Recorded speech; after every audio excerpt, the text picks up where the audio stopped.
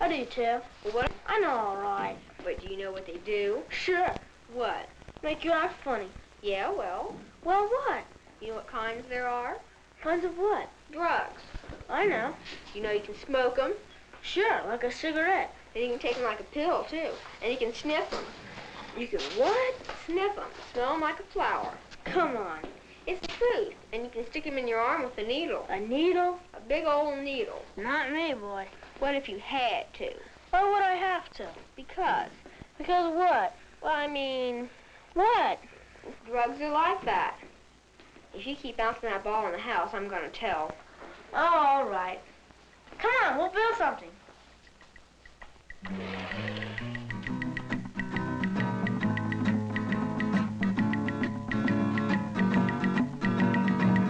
Once you start some things, you just can't stop. And drugs are like that too.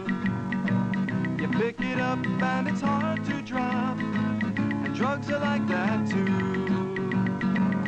Like a baby going through a phase. And like a player playing in a daze. Yeah, yeah, you break a rule and you have to pay.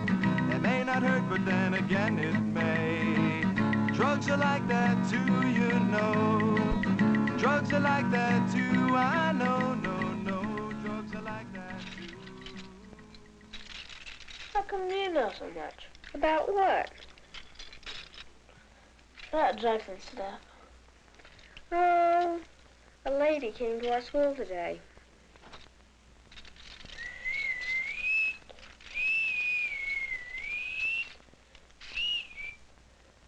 Do they all do that? What? Make you act funny. Sorta. What'd she tell you? Who?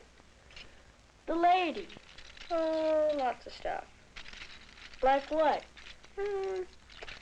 She told us about a baby. A what? A baby. This is a baby. The baby lives in a crib because he can't take very good care of himself. The baby wears diapers because, well, we know all about that. The baby is kind of scared, so he sucks on this thing to take his mind off his troubles. Drugs are like that.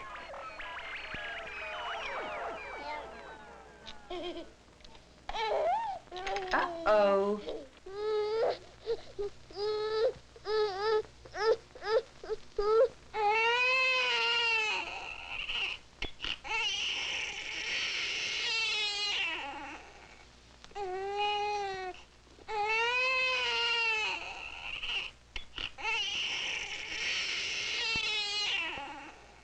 He must really have been hooked on that thing. Drugs are like that, too. You know what that means? Hooked? Like he's gotta have it. Yeah. Give me that. Wonder why he's gotta have that. What? That thing he puts in his mouth. 'Cause he's dumb. He's not dumb, he's a baby. You don't think babies are dumb? No, they're just, Just what? babies. That's what I said. That's kid stuff. I guess.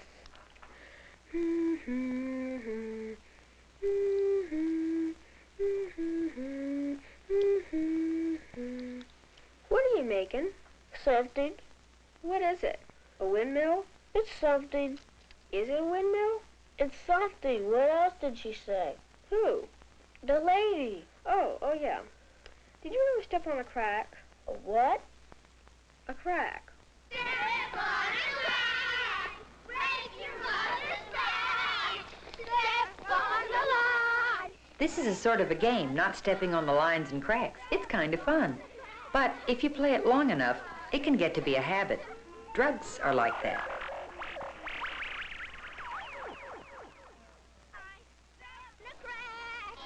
Habits are very easy to get started and very hard to stop. Habits can be pretty dangerous sometimes.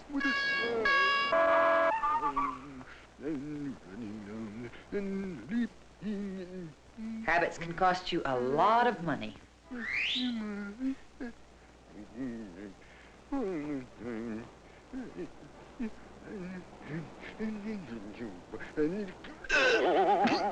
the long run, habits are a lot more trouble than they're worth. Drugs are like that, too.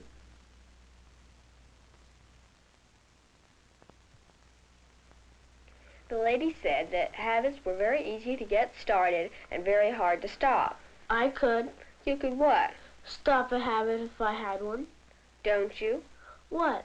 Have any habits? No. You bite your fingernails. That's no habit. I could stop whenever I wanted to. Why don't you then? Because I need that piece.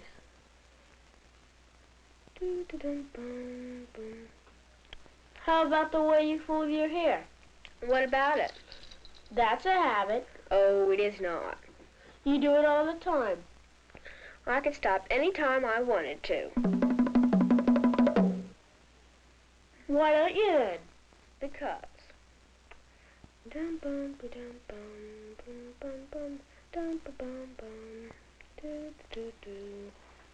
Is it some kind of a machine?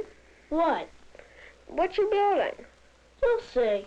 Come on. Is it a machine? It's a machine. It's a machine. Didn't she tell you they make you act funny? What? Drugs, marijuana, stuff like that. Didn't she tell you that it makes you act funny? Sure she did. What'd she tell you? She said it was like if you were a real good ball player. This guy's a pretty good ball player. He can catch, he can throw. He can hit, he can run. He can even do something silly just because it makes him feel funny. Lots of things make you feel funny. Drugs are like that.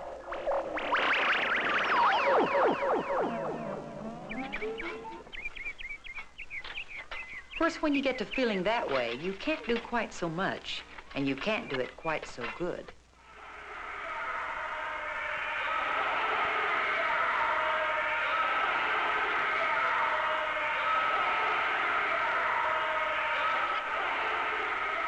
Some things can make you look pretty stupid.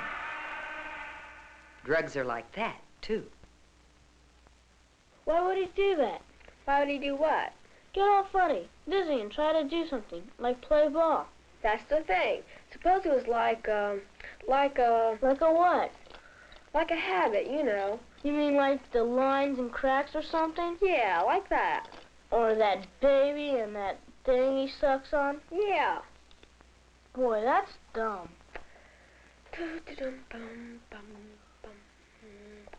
What's it gonna do? What? What you're making? Is it gonna do anything? You'll see. I bet it won't do anything. It's a machine. I'll do something all right. I bet it's a windmill. That's really dumb. What? Drugs, taking drugs. Oh, yeah. And that's not all. You know something else the lady told us about? What? I'm gonna get some cookies. This is someone who's doing something she's not supposed to. Oh, She's not supposed to get into the cookie jar. It's like there was a law against it. Some things are against the law, you know. Drugs are like that.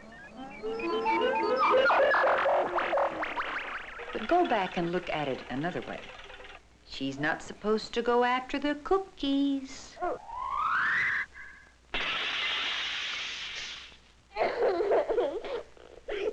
Maybe that's the reason she's not supposed to go after the cookies. Maybe it's not such a bad law after all. But she can't talk about that right now. She's wondering whether those cookies were really worth it. Drugs are like that, too. You gotta want a cookie pretty bad to go through all that. Hand me that. That's the whole point, silly. What point? About drugs. What about 'em?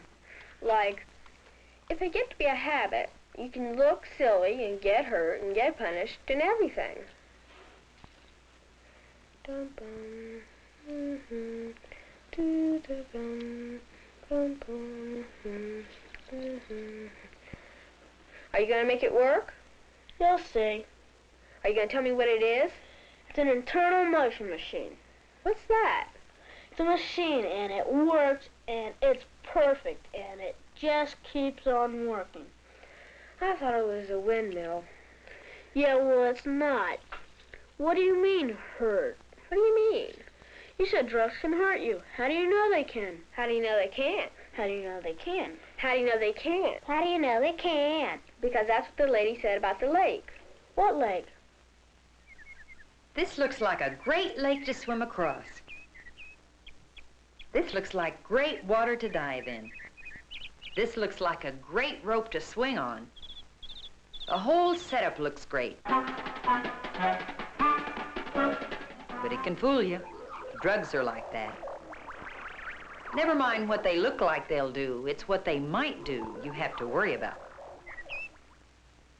The rope might be great to swing on. But it might make you look pretty stupid. The water might look great to dive in, but it might be a real pain in the neck. The lake might be great to swim across.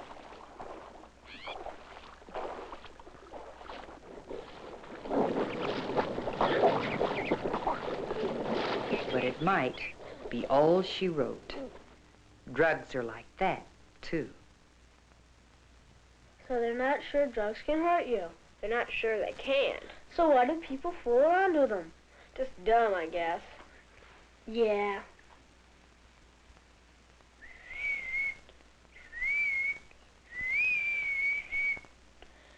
Want to see my internal motion machine work? Can I turn it on? Go ahead.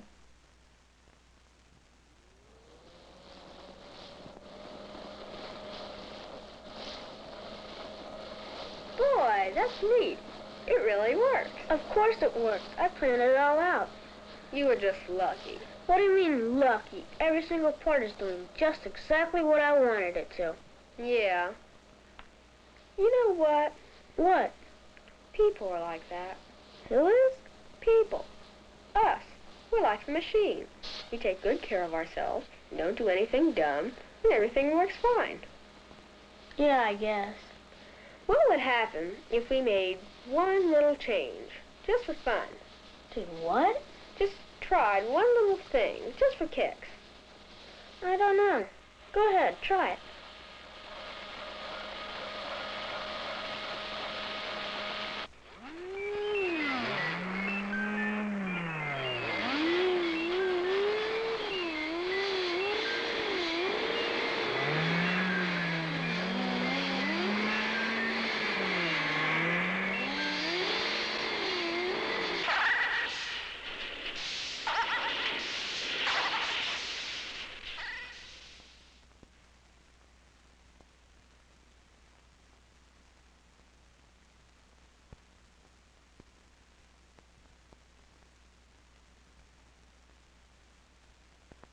All you did was try one little thing. I just did it for kicks. You know what? What? Drugs are like that. Getting older is a lot like walking down a street you never walked down before. You never know what's around the next corner. Some of the things might be great. Some of the things might be terrible. About 6 weeks. Some of the things might look terrible and turn out to be great. Some of the things might look great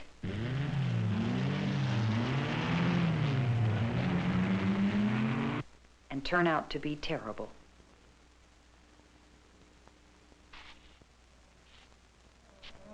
Drugs are like that.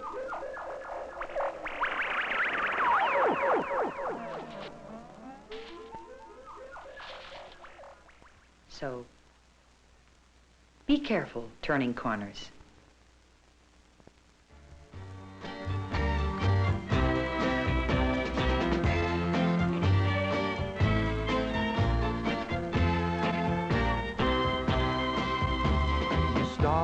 some things you just can't stop, and drugs are like that too. You pick it up, it's hard to drop, and drugs are like that too. A baby going through a phase, a player playing in a daze. You break a rule and you have to pay. Will it hurt? Well, who's to say?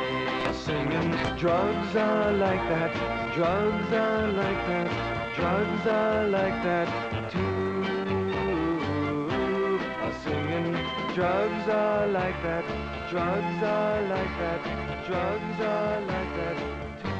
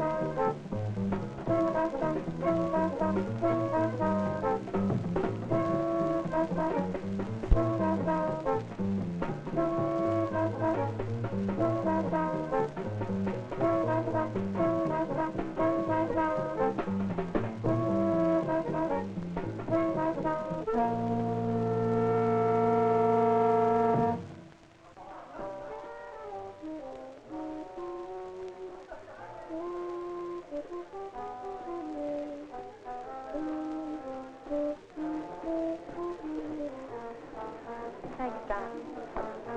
Ready to go now. Betty, you and Don aren't leaving, are you? It isn't late. Well, I think we'd better, Mrs. Turner, but we had a wonderful time. Thank you so much. That's the trouble with going steady with a girl like Betty, Miss Turner. Mother always expects her home by 11. Well, you come back again. We will.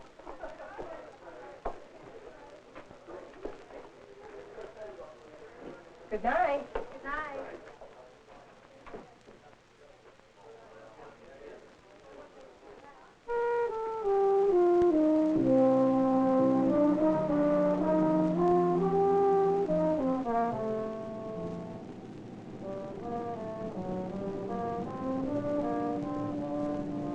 Kind of quiet tonight. Uh-huh.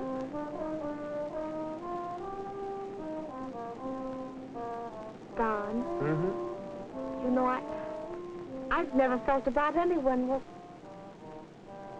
for the way I feel about you. Gosh, Betty, I think you're wonderful, too.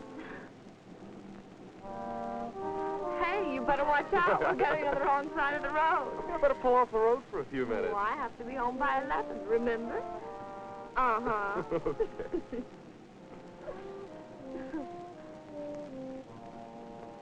Are you sure you have to be home right away? Why? Oh, I guess not. Not for a while, anyway.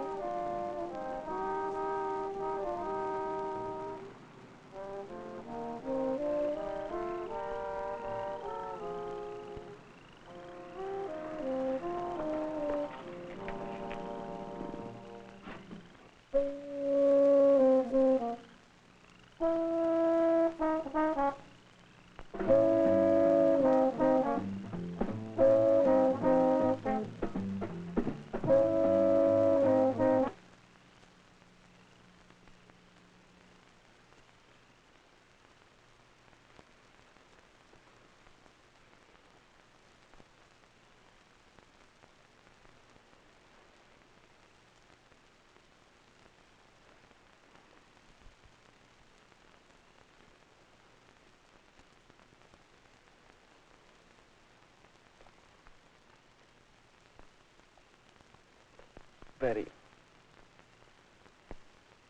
Let's go home, Don. Okay.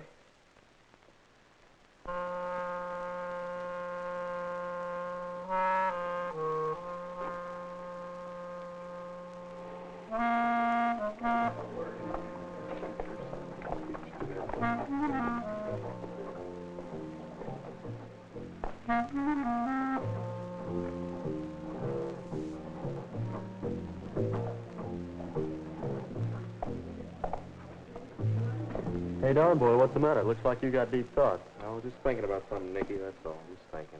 Still dreaming about the little queen over in the city. Say, did Betty find you a changed man? Hey, you come off that right now.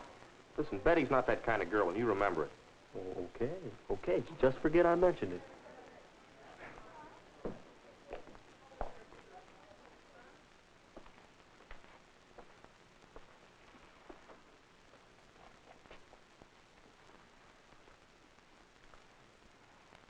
Say, Nicky. Yeah? You know those girls in the city the other night? Yeah. You think they might have had something? You bet they did. Oh, you mean, no, just forget about it, buddy. They're just a couple of good kids who want to have a little fun. Well, I don't know, Nicky. Something happened. What do you mean something happened? Well, I've got some sort of sore down there. Well, don't worry about it. It's probably just a pimple or something. The same thing happened to me, and it cleared up all by itself. Well, maybe, but I think I ought to go see our doctor just to be sure. Well, suit yourself. Personally, I'd just forget all about it.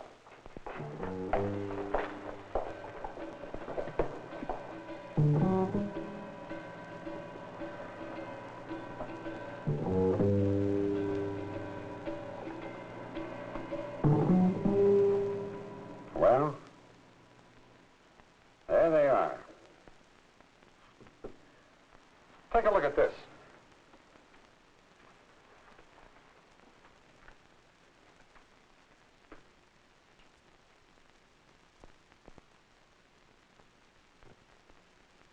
Is it something bad, Dr. Carlson? You know what it is?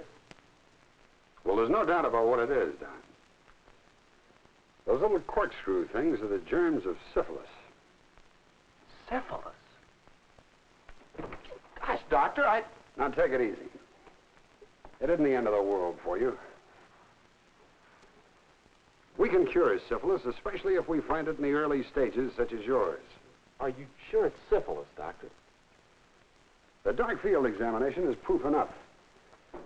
We'll also run a blood test on you before you leave. I don't know. I don't know how I got it. I haven't done anything. Don, let's be straightforward about this. I'm not here to make a moral judgment, but you and I know that it was contracted through sexual intercourse with an infected person. Well, I heard you could get something like this from a toilet seat or something. About as much chance as being hit by a meteor. What am I going to tell my dad? The best thing is to tell him the truth.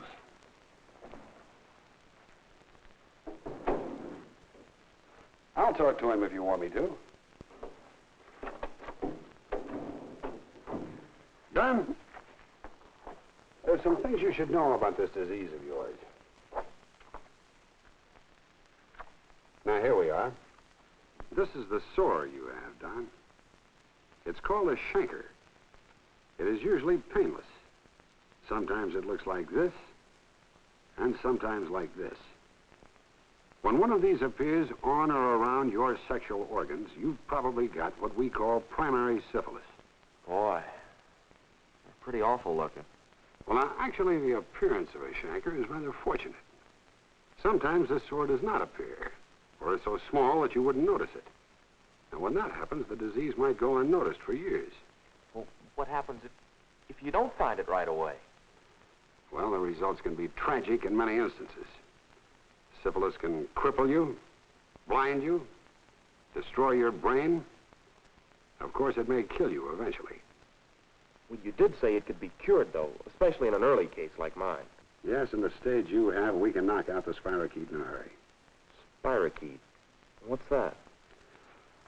Well, that's the corkscrew-shaped thing that you saw in the microscope. Like this. These germs enter the body when you have sexual intercourse. They burrow into the skin, usually causing a chancre to appear where they entered.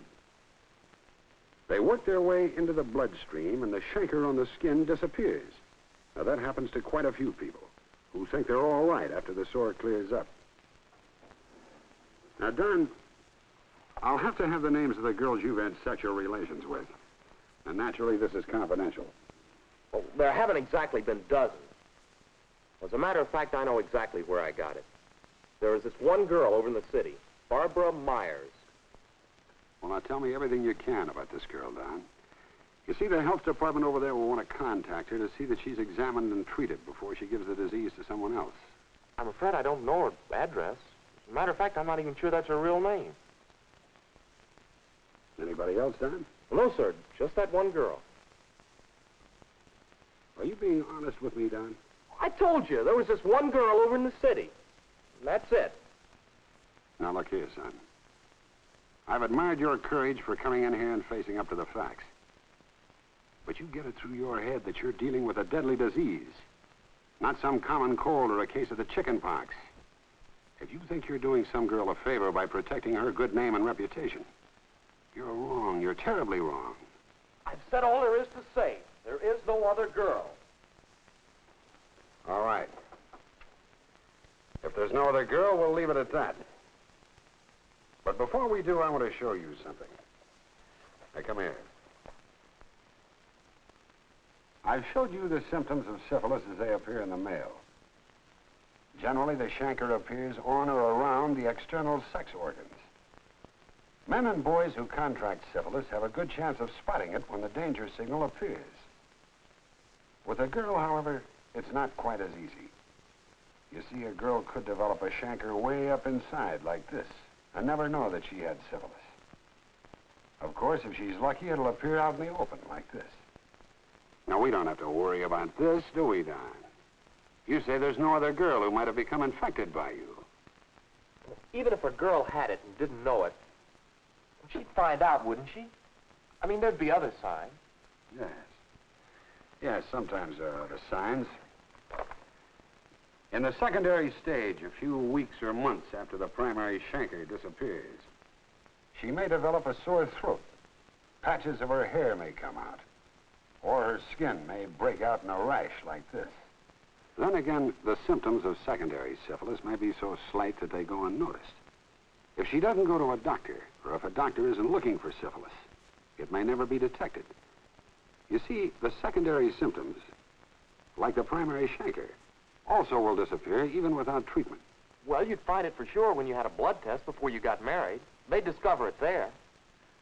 Now, that would be a lovely wedding present for a girl, to discover that she had syphilis a few days before the wedding. And in some states, people can get married even without a blood test. But suppose she had undetected syphilis, inactive in the latent stages. She might go for years thinking that she's all right. Then, before she knows what's happening to her, she goes insane or becomes a hopeless cripple. Here's something else, Don. Congenital syphilis. Look at this baby. Its mother infected it before it was born because she had syphilis and didn't get treated. Now, you say there is no other girl, Don. But if you're lying to protect a girl, just consider what it might cost her. But she might not even have it. You can't take that risk. Only a doctor can tell you for sure. She's a nice girl, Doctor. I don't want her to have to go through all this if she doesn't have to. All right, Don. It's your decision. But if you're the young man I think you are, you'll bring that girl in to see me. I have to think about it, Doctor. I've got to have time to think about it.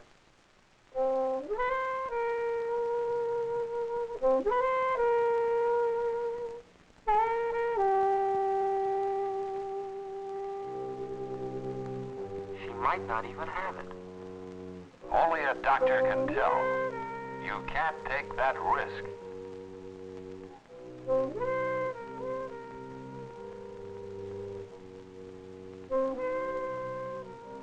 I'm Betty, syphilis.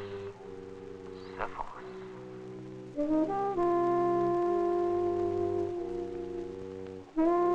She'll never know until it's too late. She goes insane or becomes a hopeless cripple.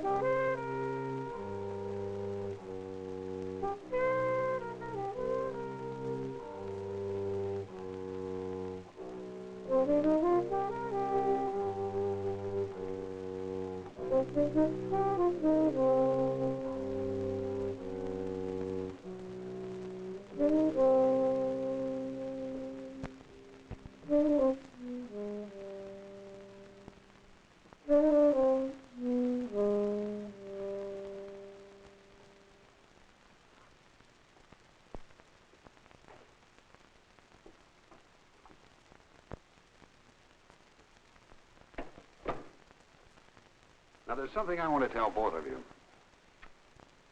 Now, what's happened is past. You both have the disease, and you will both have to be treated. Now, you took a risk by doing something that society condemns. Perhaps you didn't realize some of the penalties involved. Betty, I've been... Betty, I know that you blame Don, but you should thank him for one thing. Which thing, Doctor? Shall I thank him for giving it to me? For adding me to his list of girls? Just what do I thank him for? For gosh sakes, Betty, I didn't mean to do this to you. I didn't... What is it, Doctor? What do I thank Don for? Just be thankful he brought you in the first place. And be thankful he brought you before it was too late. Now, we've caught this thing in time. We can take care of it. You and Don are both going to be all right. You may be right, Doctor. But right now, I'd rather be dead. I know. But you're thinking only of this moment. Tomorrow, you'd rather be cured.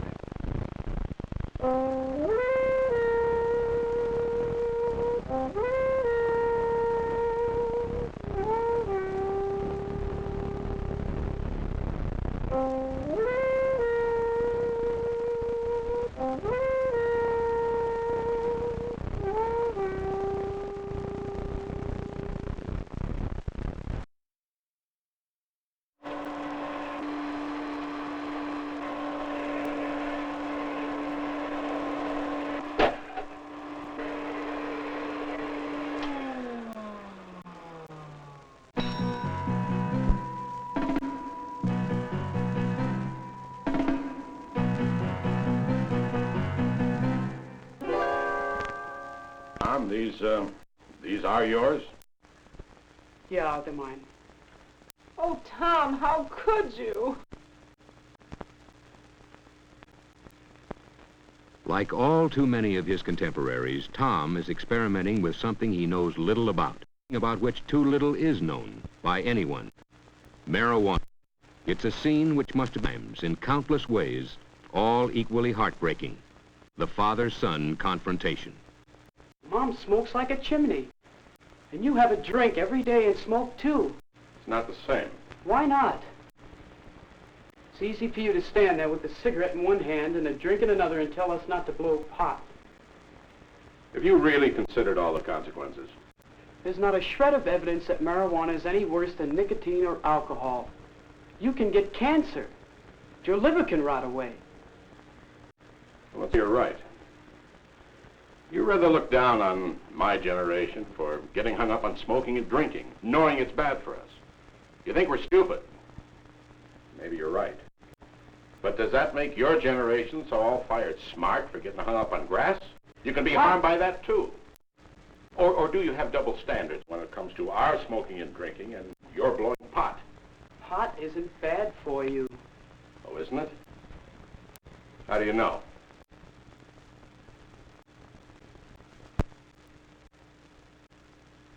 Studies concerning marijuana's possibly harmful effects have been made, although they're not yet conclusive. But some facts are known. Some effects have been established. There are apparently few physical manifestations, a reddening of the eyes, lowered body temperature, and a certain inability to coordinate movement. But there are other effects, psychological effects. The marijuana user generally experiences an uncontrollable feeling of hilarity, quite without reason. He exhibits a marked carelessness. His senses and time perception are distorted. He becomes confused, and he displays irresponsibility and poor judgment. And prolonged use may result in a loss of ambitious respect, the induced couldn't care less attitude. But grass is not a dangerous drug like heroin. You don't become an addict. May not be physically addictive, but it is habituating. You can come to What it really does is expand your mind. Makes you see things more clearly. Makes you more creative. Really, it does. All the painters and writers, they all say so. Yeah, maybe they do. Anyway, Tom, it is illegal. Every time you blow a marijuana cigarette, you take a chance on blowing your future. Oh, come on, Pop. All my friends smoke pot. They're not criminals. Only because they haven't been caught yet. Two viewpoints, two opinions. But the relationship between Tom and his father is basically a good one. Tom's father believes in his son, and he challenges him, find out the actual facts about smoking grass, the pros and cons, fair and square. Don't hear only what you want to hear. And then if Tom is still honestly convinced there's no harm in doing it, nothing further will be said. Tom agrees. He's only smoked pot occasionally for a few weeks. He's really new to the scene. Well, here, you can start with this. Oh, Pop, come on. Establishment propaganda? Read it anyway. Yeah, sure, later. But I've got a better source of information. Tom seeks the help of his friend, Mac, a couple of years his senior, the boy who first introduced him to pot. Mac thinks Tom's project is real square, but he agrees to get him all the dope. No pun intended. He knows just where to start Tom's education. At a garden pot party held by one of Mac's friends. Smoking grass is a private affair and doesn't harm anybody, he's told. It's a groovy way of relaxing, opening your senses. Tom is most interested in what he sees. These people, most of them college students, are bright and well-adjusted, very sure of themselves and their ability to handle anything. Obviously, they are all able to blow pot occasionally without ill effects. Well, almost all of them. Pot doesn't have the toxic effects of cigarettes, he's told, and it doesn't lead to the excesses of behavior that alcohol does. Ability to coordinate movement. The negative effects of smoking grass are exaggerated. All it is a neat way to dispel the problems of the day for a little while. Uncontrollable hilarity without reason. Mac has managed to get himself stoned. He has a great idea. He'll take Tom to see someone who can give him the real lowdown, a true expert on the grass scene.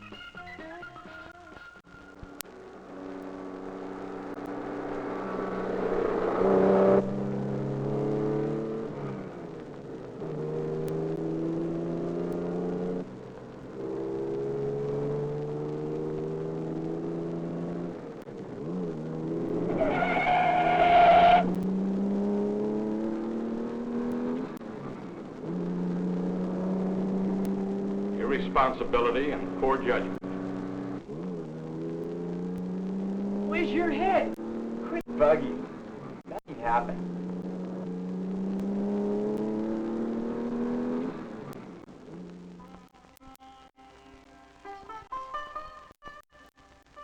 Mac takes Tom to a psychedelic shop, a head shop. The place is something else, out of sight. A pot smoker's supermarket, a psychedelicatessen. It's run by a man named Harry. Harry is a real veteran of the grass scene, and he gives Tom the word. He's very persuasive. Everyone, but everyone's on grass. All the big ones, of course. The best writers, the best musicians, the best... It's definitely the scene.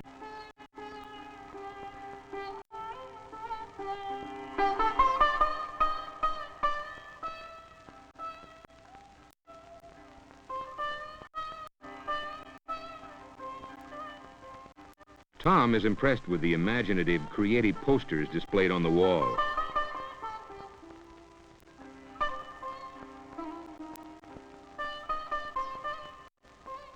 And he asks Harry about the artist. But it's Mac again who has the answer. He knows the artist. Man, he painted those posters a couple of years ago. His pad's nearby. Why not go over and meet him? Why not, indeed?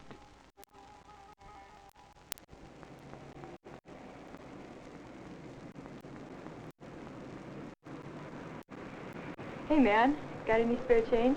Sure. Here. Loss of self-respect.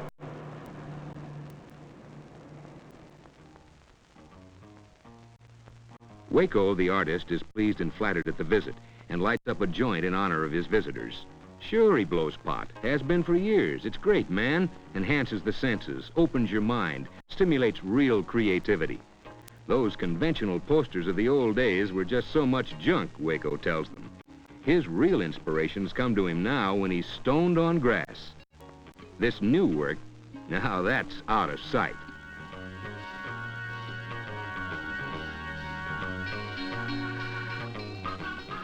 They only think they create better things. Waco insists grass is the greatest. That's where real expansion of your mind and talents can be found. Turn on. Tune out of the rat race and its square problems. And tune in on real self-knowledge and creative power. Waco, come quick! Bunny is Waco's wife. There's trouble, big trouble. The man is busting her younger brother.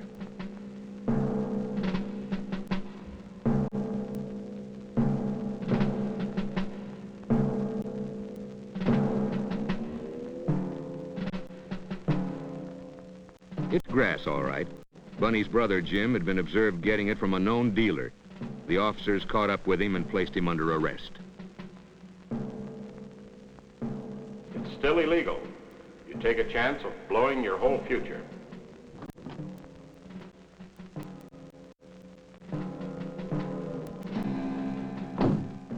Bunny wants to know what the officers are going to do with her brother.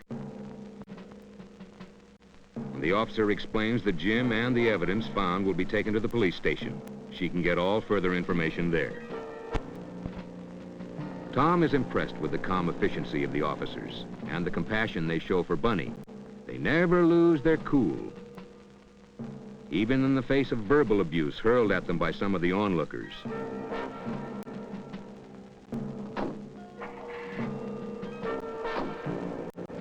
Bunny and Waco want to go to the police station, and Mac and Tom decide to tag along.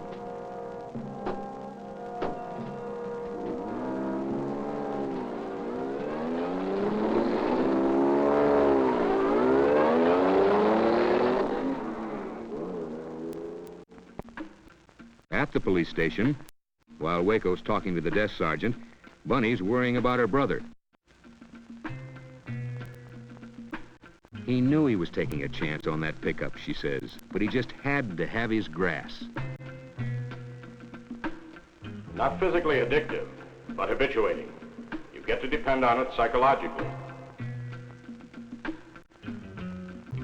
Tom wants to think, so many thoughts are crowding his mind.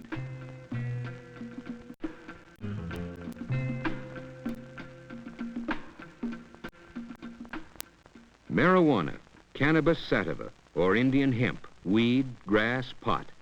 It can become a stimulant or a depressive or an hallucinatory agent, which affects the central nervous system and reacts differently and unpredictably on each individual user, occasionally with disastrous results.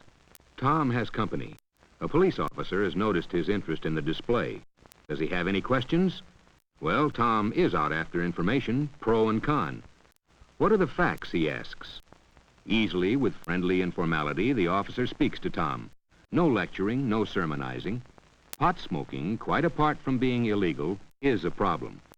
The psychological dependency generated by pot is probably its greatest danger. Plus the fact that so many young smokers who can't cope with the everyday problems of growing up seek an ersatz maturity through it. Kids who get high repeatedly don't want to come down. There's a wholesome abandonment of goals and ambitions. They've found a world where they seemingly have no problems. That's the cruelest hoax of all. Smoking marijuana all too often leads to the use of more dangerous stuff. Take it from one who runs into the young victims of just that every day. Users tend to stick with other users and addicts who can easily get them on harder stuff. Every user is a potential dealer. Some 95% of all heroin addicts started with pot. Not every pot smoker goes on to heroin, of course. A personality factor is undoubtedly largely responsible for that step. Very likely the same personality factor which turned the user on to pot. Yes, organized crime is involved in pushing marijuana. After all, it may well be a first step to real addiction, where the big money is. And every pot smoker indirectly supports big-time narcotics dealers and criminals. These dealers sometimes even get cute. They've been known to mix other drugs in the grass, hoping for a quick and dependable push towards addiction. Not to mention all the other junk and impurities mixed in with the average cut of marijuana. Maybe smoking pot isn't physically harmful to the young occasional user, although this is far from certain. As recently as 1914, heroin was sold over the counter as harmless because its deadly properties were not fully known. But consider this. Both alcohol used in excess and marijuana are equally capable of producing erratic behavior and dependency. Maybe there is a similarity between the social drinker and the pot smoker, yet it's not quite the same. The daily drink may not be the best thing in the world, but a man who takes a drink after his day is done has worked. He has achieved, he has coped, and he wants to relax. Not so the teenage user. He deliberately seeks to tune out, cop out. He uses his grass as a mental crutch because he fears to stand on his own. He may never learn to cope with the inevitable everyday problems of living. He may well become one of the left-behind generation. Does smoking grass lead to crime? It can, quite easily, as can any driving need when the one possessed by it is without the means to satisfy it. And legalizing the use of marijuana is not the answer. Of the over 130 member nations of the World Health Organization, not one is for such a step. One nation did try it, with such dire results to its societal welfare within a few years that the permissive stand was diametrically reversed, and today the death penalty is imposed for mere possession. In the United States, a less harsh, more realistic legal attitude than exists might be the answer. But in the end, smoking marijuana to blow your mind is like throwing sand in a delicate machine and hoping nothing goes wrong. Mac has had enough of the gloomy scene. He's itching to split. It's getting late. Tom still got to see where it's at.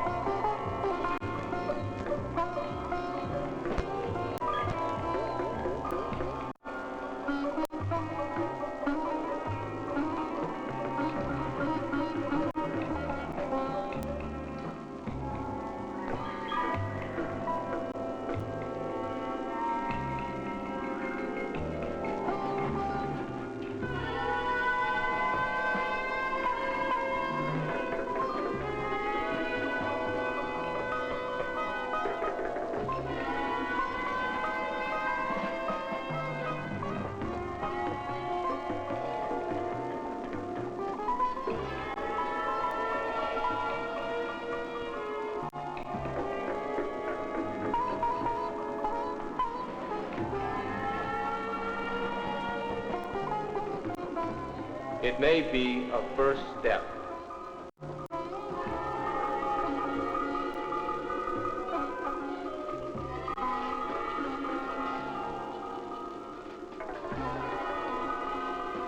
The left behind generation.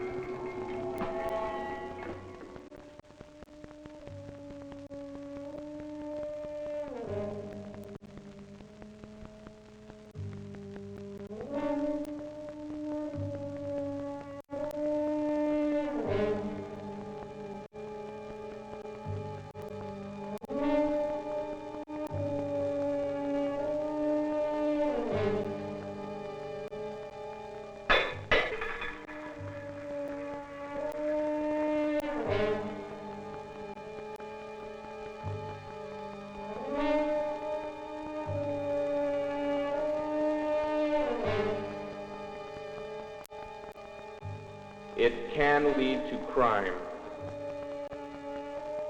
You look like you've got bread, man.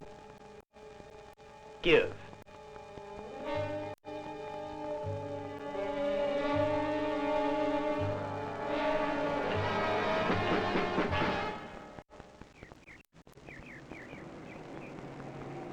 There's nothing wrong with smoking marijuana. It's no worse than taking a drink. A 20-year study of marijuana smokers in Greece showed a frank personality change and permanent brain deterioration. There are still too many unanswered questions about the effects of smoking marijuana. Exhaustive tests are being made. Let's wait and see.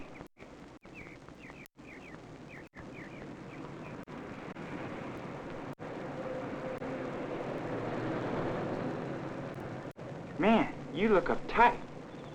You need a little grass. No. On the house. No thanks.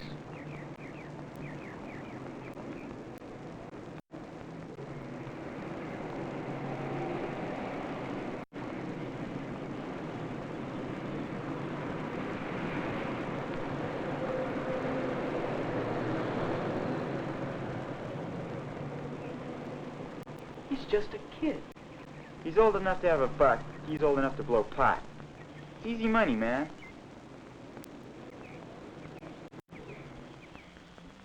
Tom's impressed with what he has experienced.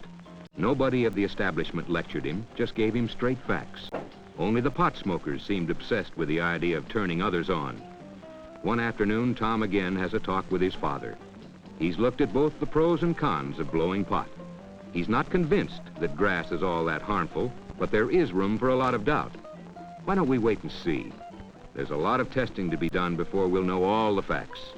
We've already got our hang-ups with smoking and drinking. We know the consequences we face doing it. Why add another hang-up by blowing pot? Especially since the full consequences of that are not known. Tom has decided what he'll do. It would be stupid to take a chance. After all, he's no psychological cripple, unable to cope. Who needs a grass crutch? Much better to keep off the grass.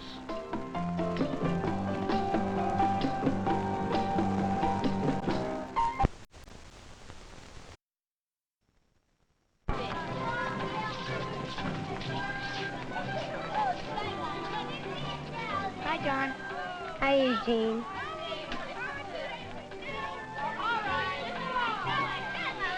Hi, Missy. Hi, Suzanne. Hi.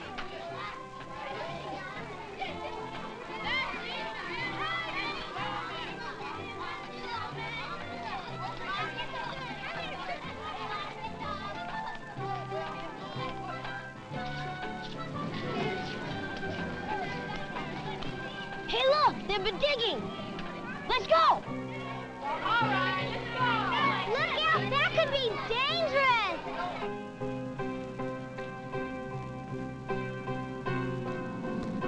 Man, that looks deep. I hate to fall in that. Gee, it must be a mile. Like a mile. Heck yeah. It's deep enough to kill somebody. Look at these red lights. Come on, kids, let's go.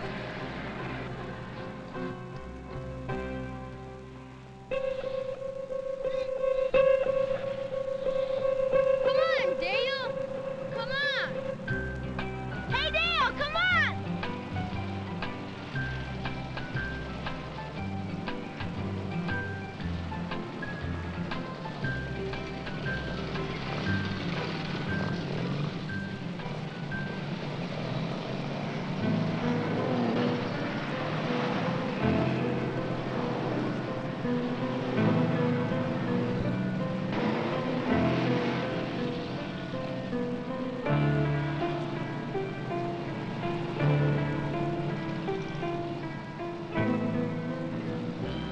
Children, let's get ready. The signal's going to change. All right, let's go. Stay together now.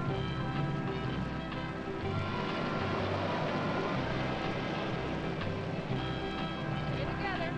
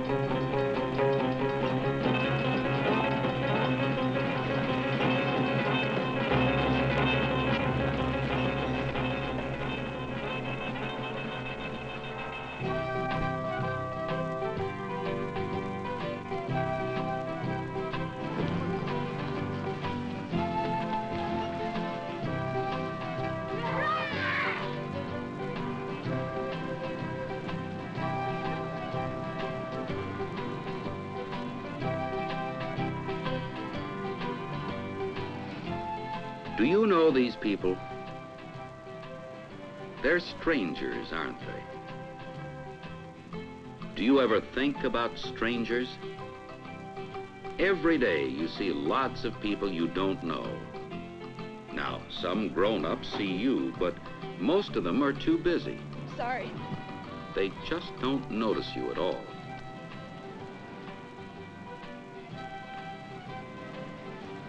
Most people like you, but there are a few strangers who can be dangerous. Red light people, we call them. Who are the red light people?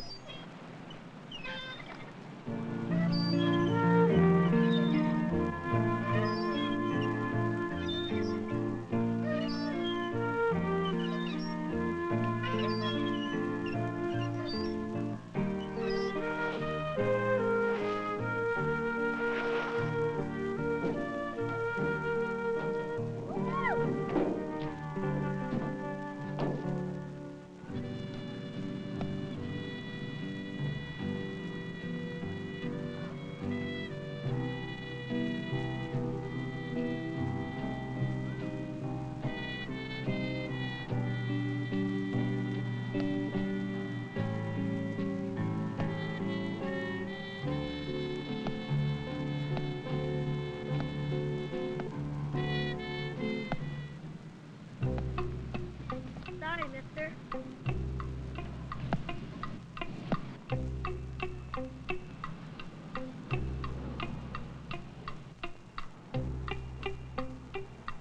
Let me have another one.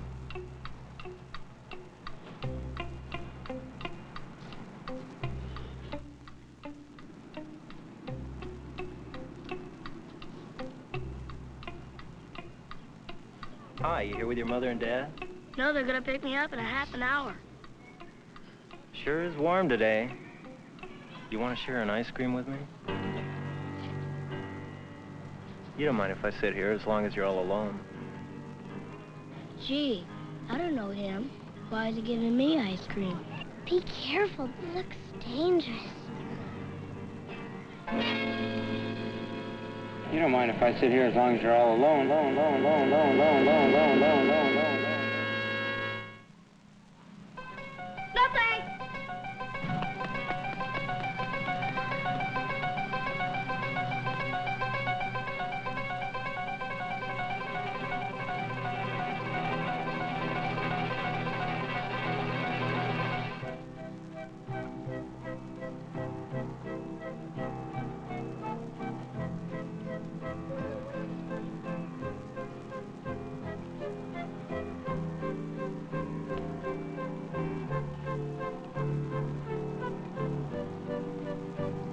In almost every neighborhood, you see many cars.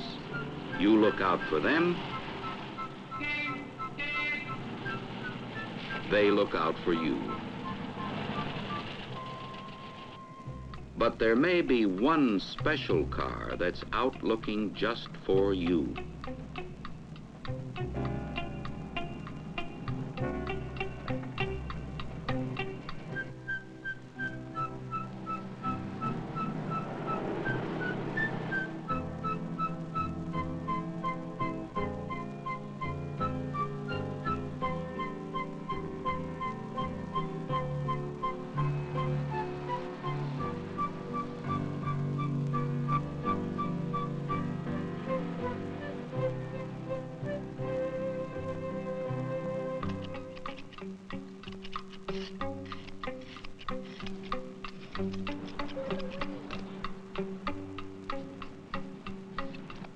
go, young man.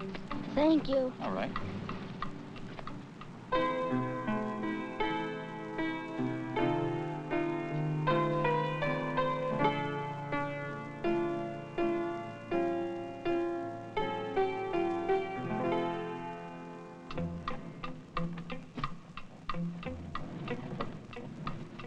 Hi there, Bobby. My name is Neil. Oh, sure, Neil. Say, I'm trying to find Oak Street. Could you tell me where it is? It's 3 blocks down that way. Well, I'm kind of new around here. Get in the car. Show me where it is. It sure would be a big help. Watch it, red light. It sure would be a big help. Help. Red light.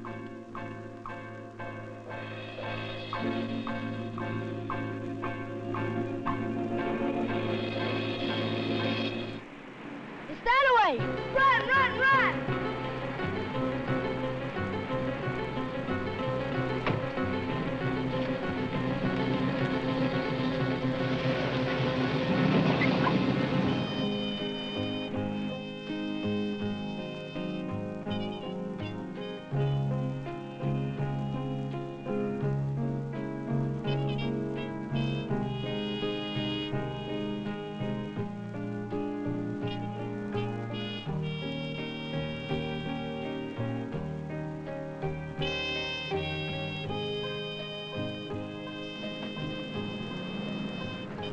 Hey, John, what do you say we cut through the lot? I don't think that's such a good idea. What's the matter, you scared? I'm not scared of anything. Now let's go.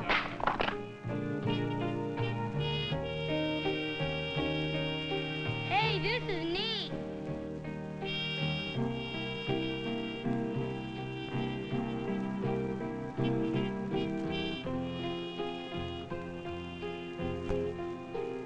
Hey, Gene, jump.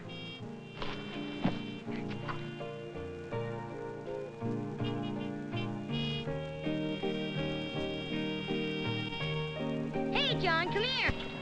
Hey, John, help me.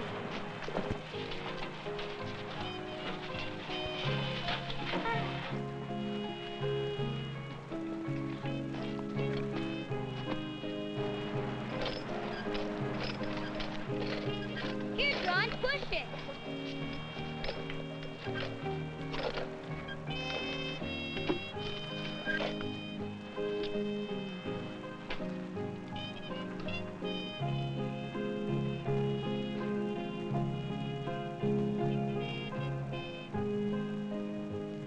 On guard.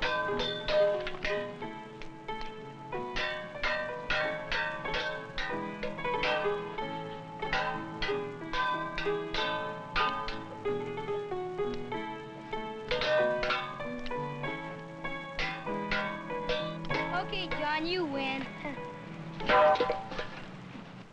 Hey, John, someone's behind the bushes. Who? We'll find out.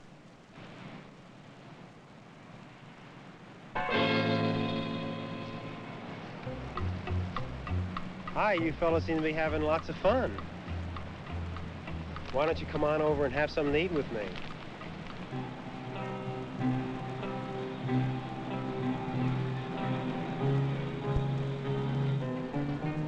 Who is this guy? I don't know him. Why don't you come on over and have something to eat with me? You don't know him.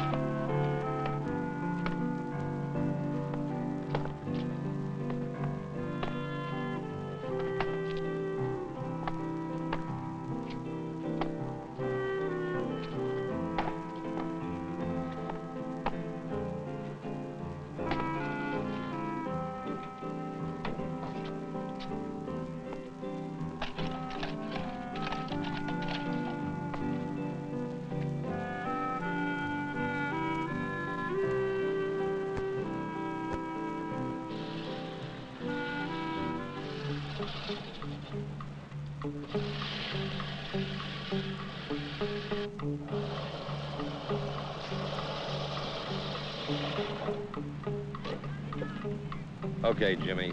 No more rocks on the lawn, huh? Sorry, Mr. Walters. It's all right, Jimmy.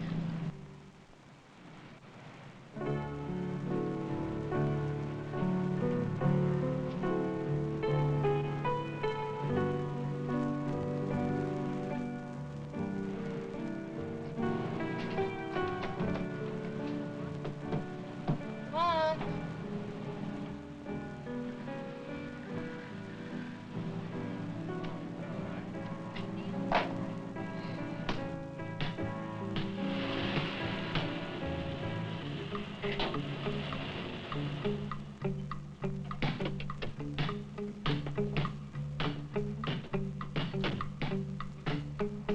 Hello, Sonny. Your mother or father at home? No. Well, that's all right. They asked me to come over and check some electric connections in the house. You have the key? Didn't say anything to me. You never mind. Just open the door, and I'll show you what I have to do. You do that, and I'll give you a surprise.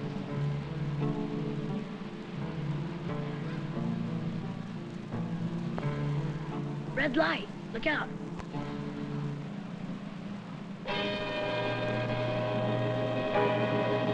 And I'll give you a surprise.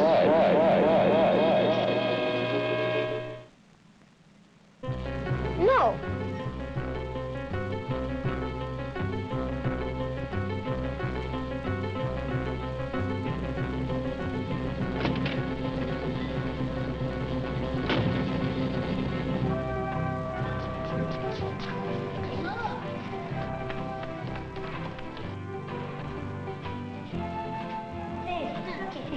Look, hurry. The movie. Come on, hurry up. The movie's gonna start. That's me. It's Lucy Let's go. The movie's gonna start. Thank you. You skip that line, so I'm first. Okay, but I get the seat on the end. All right. Thank you. Thank you. Thank you. Thank you. Thank you. Thank you. What?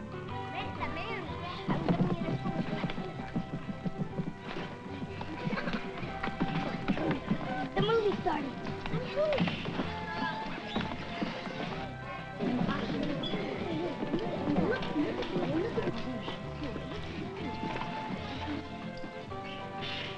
I'm supposed to get there and see. Well, nobody told me.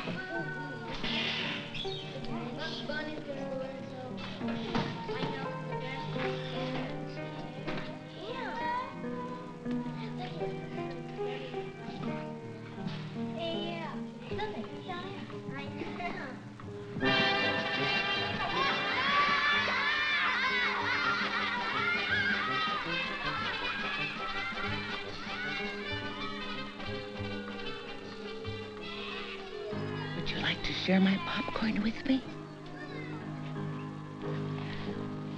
My, that's a pretty blouse. Red light. Red light. My, that's a pretty blouse. Pretty blouse. Mom said strangers shouldn't touch me.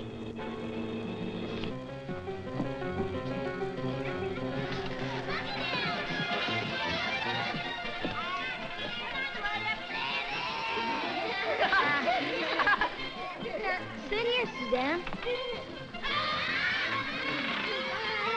it to me, throw it to me. Throw it to me, throw it to me, throw it to me. Over here, over here. Over here. Go down here, over here. Over here, to me. Hey, over here, Neil. You've seen the red light people. Do you want to know who the green light people are? 2 straight lines, they broke their bread. Your teacher is one. She's green light. You can always talk to her. She wants to They help you. left the house at 9:30. The smallest one was Madeline. Hey, over here.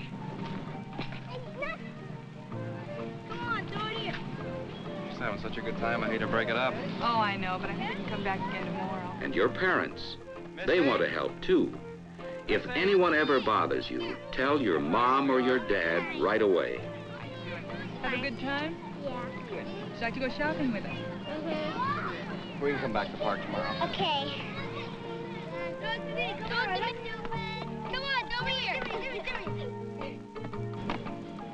And some more green light people. Hey, the ball. The police or the sheriff. Thanks. You can always go to them if someone scares you. 2 Frank to Station B. How do you copy? And your friends. Your friends are green light people. Stick with them, and you'll all be safe.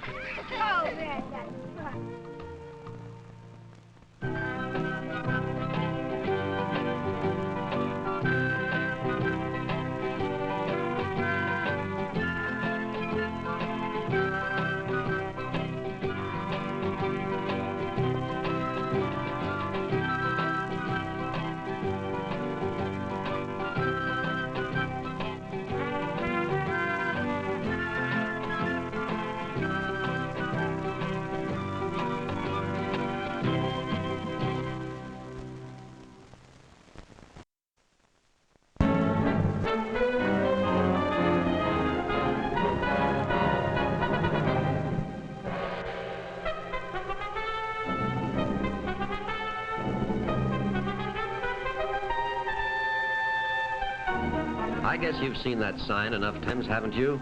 Any bar or club that sells liquor by the drink or any retail store beverages is sure to have it in a prominent place. Bud and Jack went in to buy a case of beer for a picnic, and right now they think it's pretty unfair that they can't walk into a store like anyone else and buy liquor just because they're underage. Oh, that's me, incidentally, Tom Ullman. I'm a sports reporter on the city paper. The boys want me to take their money and buy their drinks for them. No deal. Maybe it'd be a good idea if I told them a little something about why that sign is in the window and why they should be glad it is there. For anybody who fools around with this, adult or minor, is playing with dynamite. I decided to tell these boys about Paul, Jim, and Tip. I guess you could say Paul started it all, but it wasn't all his fault, actually. You see, he was just too good a musician for his age. He played in dance bands with older fellas, and they taught him things he'd be better off not knowing. Jim had the richest father in town, and Tip, well, Tip was captain of the basketball team, all-state the year before. They saw something funny in the way their friend Paul was acting as soon as he joined them. According to Paul, it's no fun drinking alone. He wants company. The other boys have never tasted liquor before, so they have to be dared into it. That first drink isn't very enjoyable, I can tell you. It burns your insides and it makes your eyes water. Tip refused the drink. He said he was in training and basketball meant too much to him. But that isn't good enough for his friends. He has to be a sport. You'd be surprised at how little it takes to get you tight that first time. That's true with adults, but at high school age, even though your mind seems mature, your body isn't, and alcohol is a violent narcotic.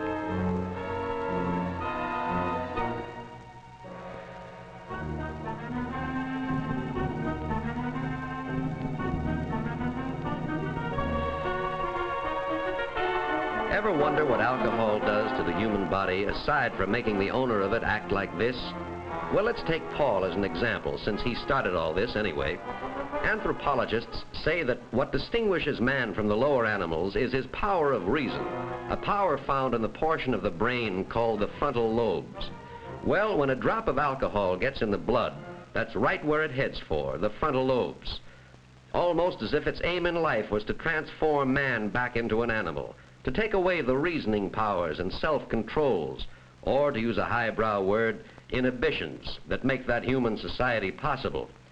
What would happen if the bottle weren't empty, if the boys could go on drinking? Well, alcohol doesn't stop after knocking out the frontal lobes.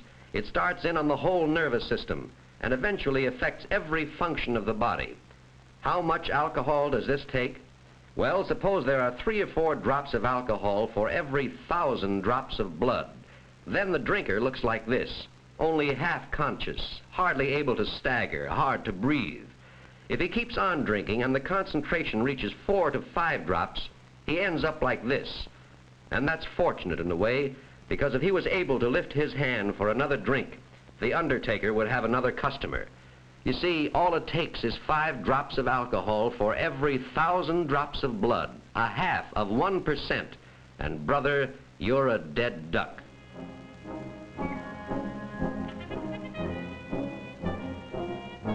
Well, that first night was the start. Paul, Jim, and Tip took to drinking together. Jim's father gave him plenty of money, and Jim kept them in liquor.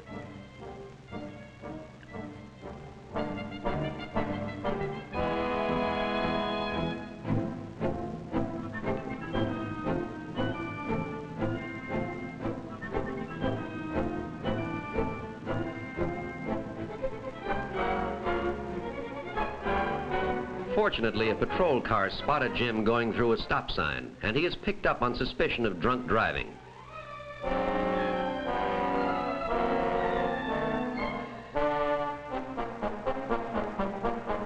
Jim's father was summoned to the station, and because this was Jim's first offense, was successful in having Jim released, following a severe warning. In the meantime, Tip's playing went from bad to worse, and then came a day that Tip would like to forget, but one he'll remember all his life. He was kicked off the basketball team. But his 2 good friends were there to console him, and they were sure a drink would make him feel better. Well, the alcohol story usually runs to a pattern. The boys were drinking more and more, depending on liquor to get them through the day. Even dates were no fun anymore without a bottle.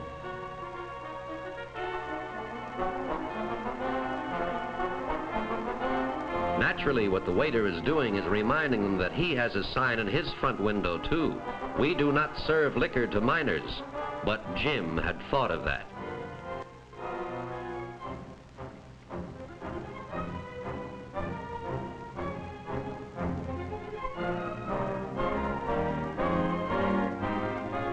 Jim's date, Judy, had never tasted liquor before, but like dope addicts, one drinker can't stand the sight of somebody not drinking.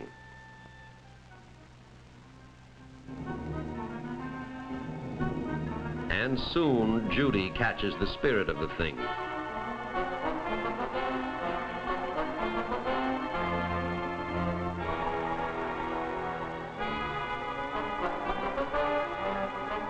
The waiter has a right to be sore. He'll give the club a bad name, he says, and he boots them all out. He wants to keep his license.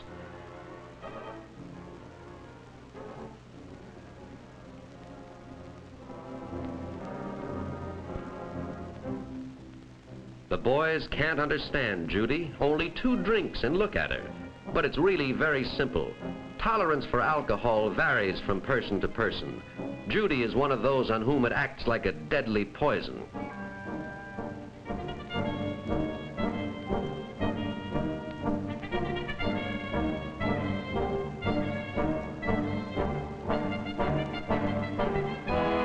And on someone who has never used it before, the effect is a lot more violent. Jim himself is in no shape to drive. Right now, he wishes he'd taken just 1 less drink.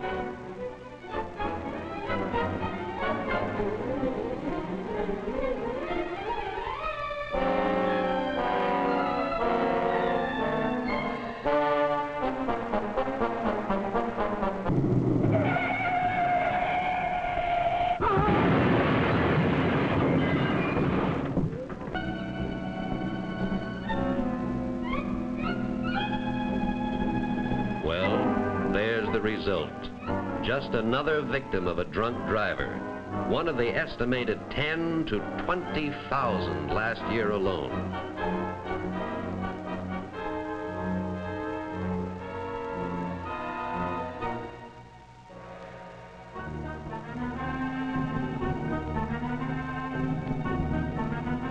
Jim failed a few tests in high school after he started drinking, but he never failed a test as serious as this one.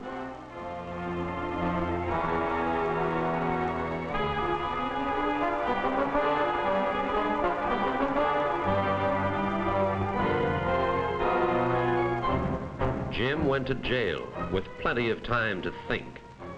Well, what happened to the 3 boys after the accident? Paul Paul was almost a complete alcoholic for a while, but then he became one of the youngest members of Alcoholics Anonymous, and now he has a chance to save himself. Jim never got over that accident. When he got out of jail, he went back to drinking and ended up on Skid Row, a hopeless derelict. Tip, the third boy, realized at the scene of the accident that he was playing in the wrong league. Right then, he made a vow never to touch a drop of liquor again, and he hasn't. How do I know? Because Tip is my son. Why did Americans in 1 year spend $2 billion more for liquor than for all education? That's a tough one to answer. When a man can't or thinks he can't measure up, he looks for a crutch, something to help him. He takes a drink. Alcohol deadens the part of the brain that holds his worries and responsibilities, and he thinks it's helping him. But instead of helping him, every drink gives him that much less chance of ever being able to get along. And his crutch ends up by destroying him. Now, if a mature adult admits his failure as a man or woman by resorting to alcohol, what about the boy or girl who never gives himself a chance to learn to adjust without liquor? He's licked before he starts. So that's why you see that sign in the window, and that's why every boy and girl should be glad that somebody put it there. Because alcohol is dynamite.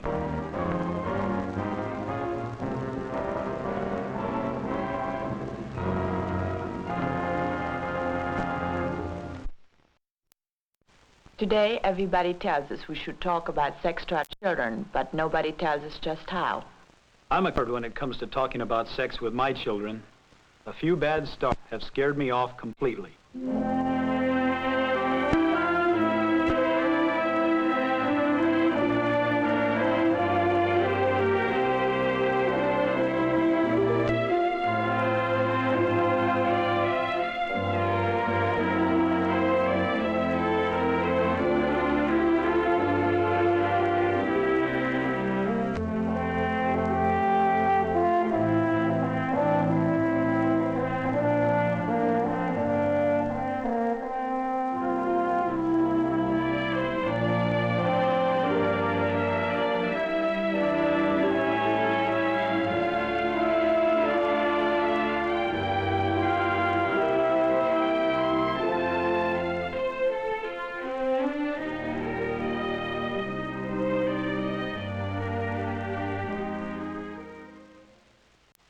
In this film, we are going to discuss quite frankly the things that are normal and to be expected in the development of children in relation to sex.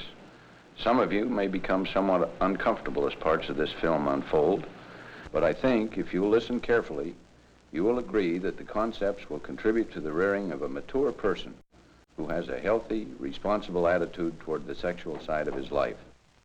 There are two basic objectives to which we would like to draw your attention.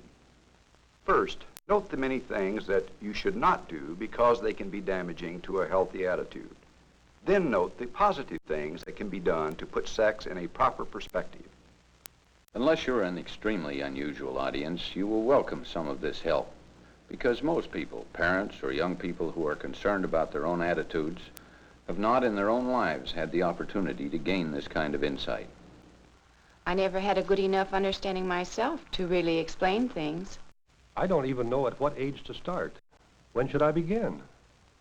When my kids ask me anything, I get butterflies in my stomach. I suspect my husband does too. I know he does. He evades these discussions like the plague. Parents don't talk freely about sexual matters with their children. They can't. They've been reared in such a way that it's a bugaboo. They don't have enough facts. Parents don't know when or how to begin. They keep delaying and delaying until a child senses that this subject is not acceptable and turns elsewhere for information, which proves to be misinformation. The line of communication between parent and child is then broken. Fortunately, this doesn't need to be a permanent break if the parent can be taught how to approach the problem. No matter how old the child may be, you can always backtrack. But for the moment, let us assume that you're one of those lucky ones who can begin at the beginning. Let's listen to this 4-year-old in her doctor's office. Listen, Shell, what's going to be new at your house? We're going to have a new baby. Really? Yes. Where is the baby? And my mom is Tommy. Really? Yeah. How do you know it's in there? because we feel it kicking. Did you feel the different parts kicking? Yes. Which parts did you feel kick? His feet. How about his head? When's the baby coming? Mommy, when is the baby coming? Next month, honey. And next month? And tell me, what kind of a baby you looking for? A boy. Why? Because we already have 2 girls. Who are those 2 girls? That's me and my sister. How come you're so sensible in talking about these things with Shelley and that she has such a calm, sensible attitude about it all? Well, this is one place where I wouldn't be anything but honest. This is one place I wouldn't think of being deceitful. It's a joy to us having this new baby, and we want to share our excitement and experience with our children. Do you think that the fact you start truthfully early makes any difference in the long run? Yes, I think that by being truthful with her now, her later questions will come just as easy as what these have been to answer. What do you think her next question will be? I imagine how the baby will come out, And the one after that? how it got there. For Shelley, the baby is a simple, ordinary part of living. Just like eating her breakfast or putting on her warm clothes when it's cold outside. Babies are in Mommy's tummy. Obviously, as her mother got larger, she told Shelley that there was a baby in there, and as it grew bigger, Shelley could feel it. Shelley at this age is not particularly interested in how the baby got in there, nor even how it's going to get out. But there it is, an acceptable fact, and quite exciting, too. This phase of reproduction is fairly easy for most parents to handle. No storks, no cabbage leaves, no doctor's bags. The next question, however, most parents find a little more difficult to manage. Mommy, I want to ask you something. What is it, dear? I know that the baby grows inside you. That's where Johnny was.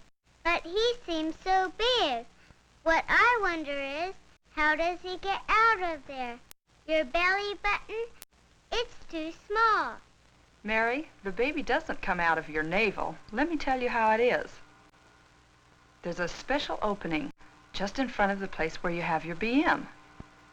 It's very, very tiny in a little girl, but as you grow, it grows too, right along with the rest of you. Until when you're grown up, it gets to be just about this size. Now, when the baby's ready to be born, it stretches up to be about this size, just big enough for the baby to slip through, head first.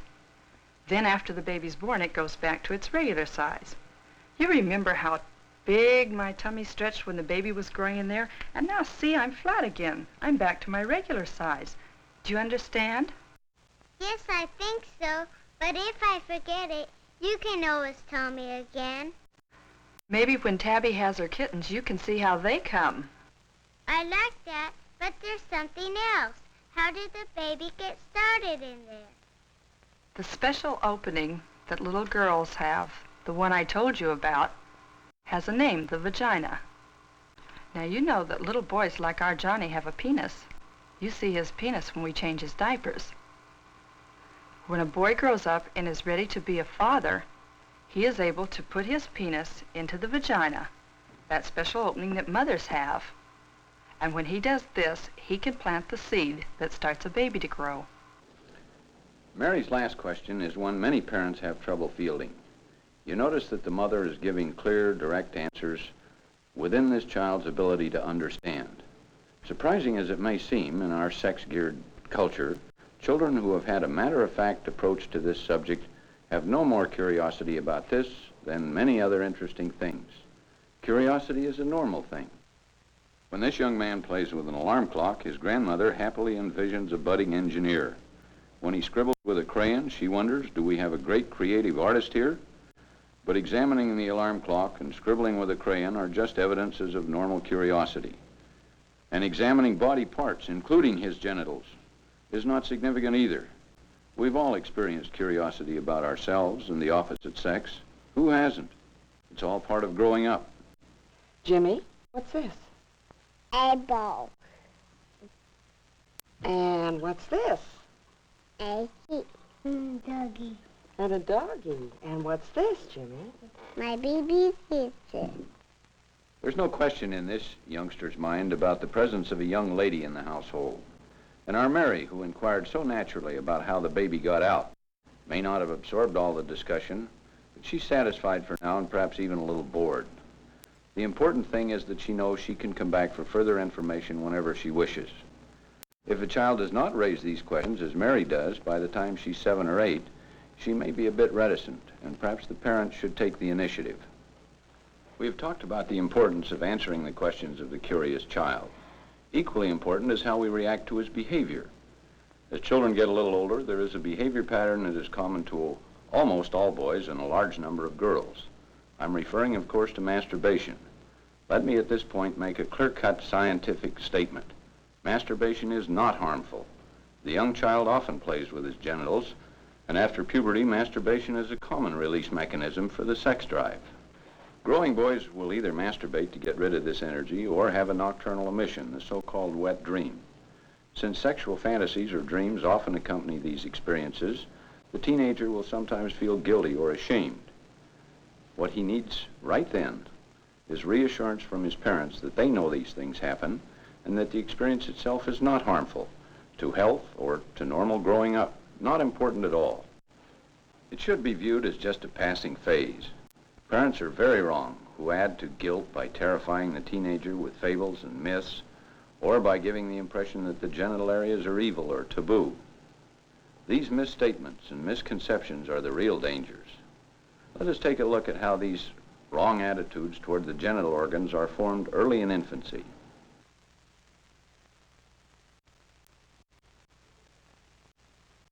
Tammy, don't do that. Honey, that's nasty. Honey, you know better than that. Shame, that's nasty. You know better than that. Oh, honey, you make me so ashamed of you. When parents behave this way 50 or 100 times over a period of time, the child automatically expects this kind of reaction. Without even thinking, in his young mind, he comes to believe that he's done something bad, something wrong. This undeserved guilt can carry over into childhood or even adulthood. In fact, the parents of the babies we just saw probably were themselves treated this way when they were younger.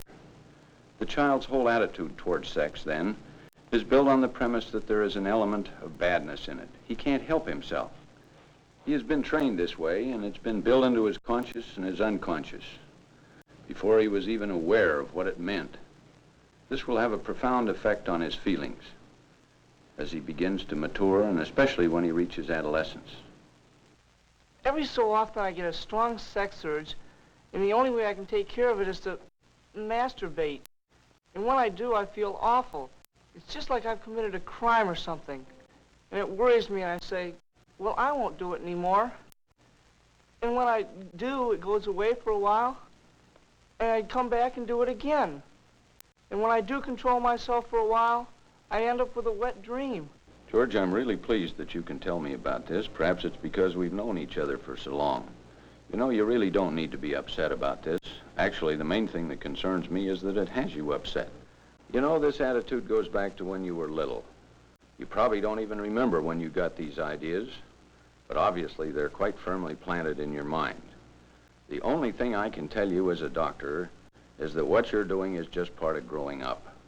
It's something you probably will do once in a while, whether you think it's a good idea or not. I hope I can reassure you so that you aren't concerned. From a medical point of view, George, I only wish society could look at it in its proper light. There is still another reason why it is important to straighten this out in George's mind. We find that many people who have been reared on the premise that everything connected with sex is bad will carry this attitude in spite of themselves into their married life and may create unnecessary problems. A healthy, happy sex life can be one of the most wonderful and exciting parts of a good marriage. It adds to the marriage, makes it more complete. The adolescent boy has other problems, too. I'm talking about his problems in growth and development, which can be as disturbing to him as his sex pressures. Boy, how do I always get the top locker? You know, that junior team you're on looked pretty good today. You guys better watch out. You might make the finals. Yeah, but we'd be a lot better if I were bigger. I'm sure getting tired waiting to grow up. It's no fun being such a scrawny kid. It may sound funny to you, but boy, when I change my pants, I'd like to crawl in that locker. I feel so undeveloped. That's not so funny. Before we moved here, I used to go to a school where we had to go swimming in the Bear. I was so embarrassed about the size of my penis that we used to dread the days we had to go swimming. Even though it was my best sport, and I was good at it too, like you. Boy, what I wouldn't have given for a fig leaf, even from a small tree. Well, how do you think I feel? He feels plenty miserable, and so do more boys of this age than you would suspect. And for many reasons. This is an age of acne, the cracked voice, and of big differences in size and shape. And to top it off, there is no other age at which a youngster is more sensitive about himself. Parents should recognize that the feelings of inferiority that develop at this stage can be lasting and damaging for many years to come. Those who have hurdled this period successfully can look back comfortably and with amusement. But from the child's point of view, the problems can be serious business. What parents should do is to reassure their boy that his eventual physical appearance has little to do with the vast differences that occur at puberty. What's more, every boy should realize that the size of his genital organs has nothing to do with fertility or his capacity as a male. But girls have their problems as well. Let's hear about a few of these from a couple of teenagers. Would you believe it? Mother called this guy. She knows his mother and arranged a date for me for the school dance. Well, what could he do? But then what could I do? We went, and it was just terrible. What did you do then? Oh, we just sat there. He was sort of a drip and couldn't even dance. I don't know how to talk to boys. Oh, did the time drag. Did you tell your mother that? You bet I did. We had a real scene afterwards. Oh, but she just said it was important to get started early to get into the right social group. That's the way she feels. I mean, you don't get into any crowd by just being there or trying to be pushy. I don't know who's worse off. At our house, no dates, even school dances, till you're 16. And that's the law. What makes them think that when I hit my 16th birthday, all of a sudden I'm old enough than I wasn't the day before? I get so mad. I know. You've always been, sort of able to talk to boys. I've watched you. And sometimes I've wished I could be like that. Oh, but I'm not like that, even if my mother does want me to be a glamour girl. Oh, she's always after me about my hair, or my clothes, or the kids I should go with. And she even reads the fashion magazines more than I ever do, and buys me clothes we can't really afford. Here's a place where I want to make a brief comment about the influence of the advertising world in stimulating sexuality. Sales pitches for titillating devices such as perfumes, clothes, makeup are designed to lure the young girl or her over-anxious parent into accepting this exaggerated emphasis on sexuality or sex appeal as the standard, and the use of these devices as essential for competing sexually. Parents should be aware of this, that this sort of pressure frequently helps set an artificial pace for the teenager.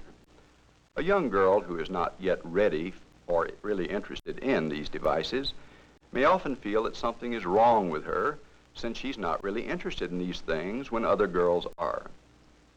On the other hand, many other girls who acquire the desired allure are as yet by no means mature in other ways, and they find the stage set for many problems they aren't ready to handle.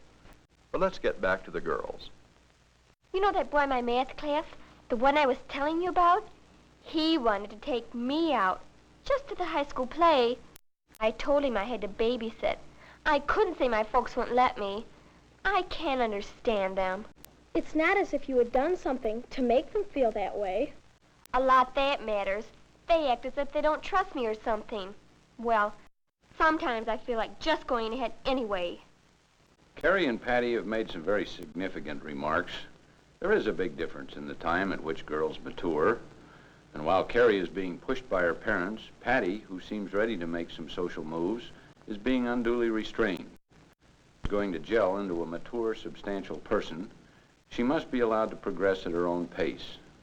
Adolescence is an age of tension, of social growing pains for young people and their parents.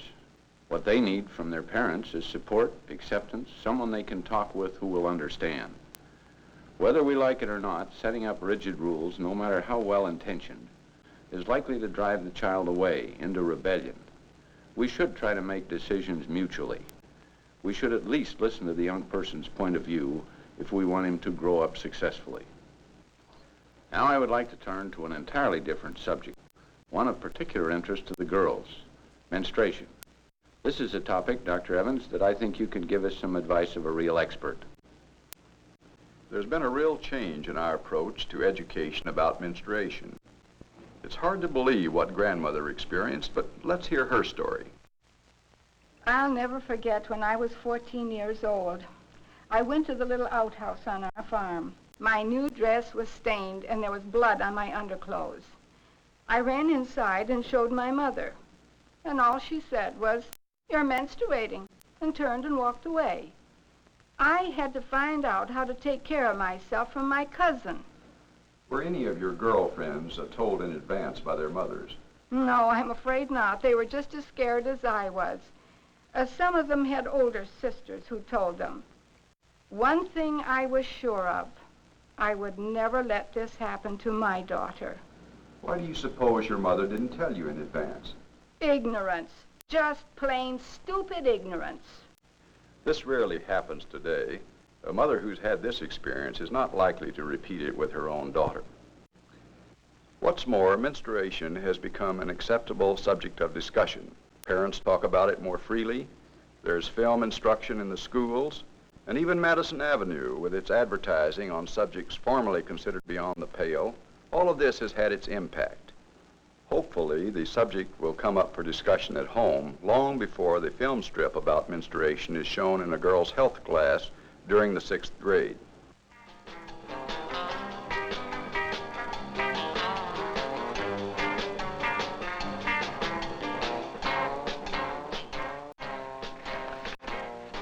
Hi, Mom, what you got? Hi, hon. A few personal things for myself. Whoop.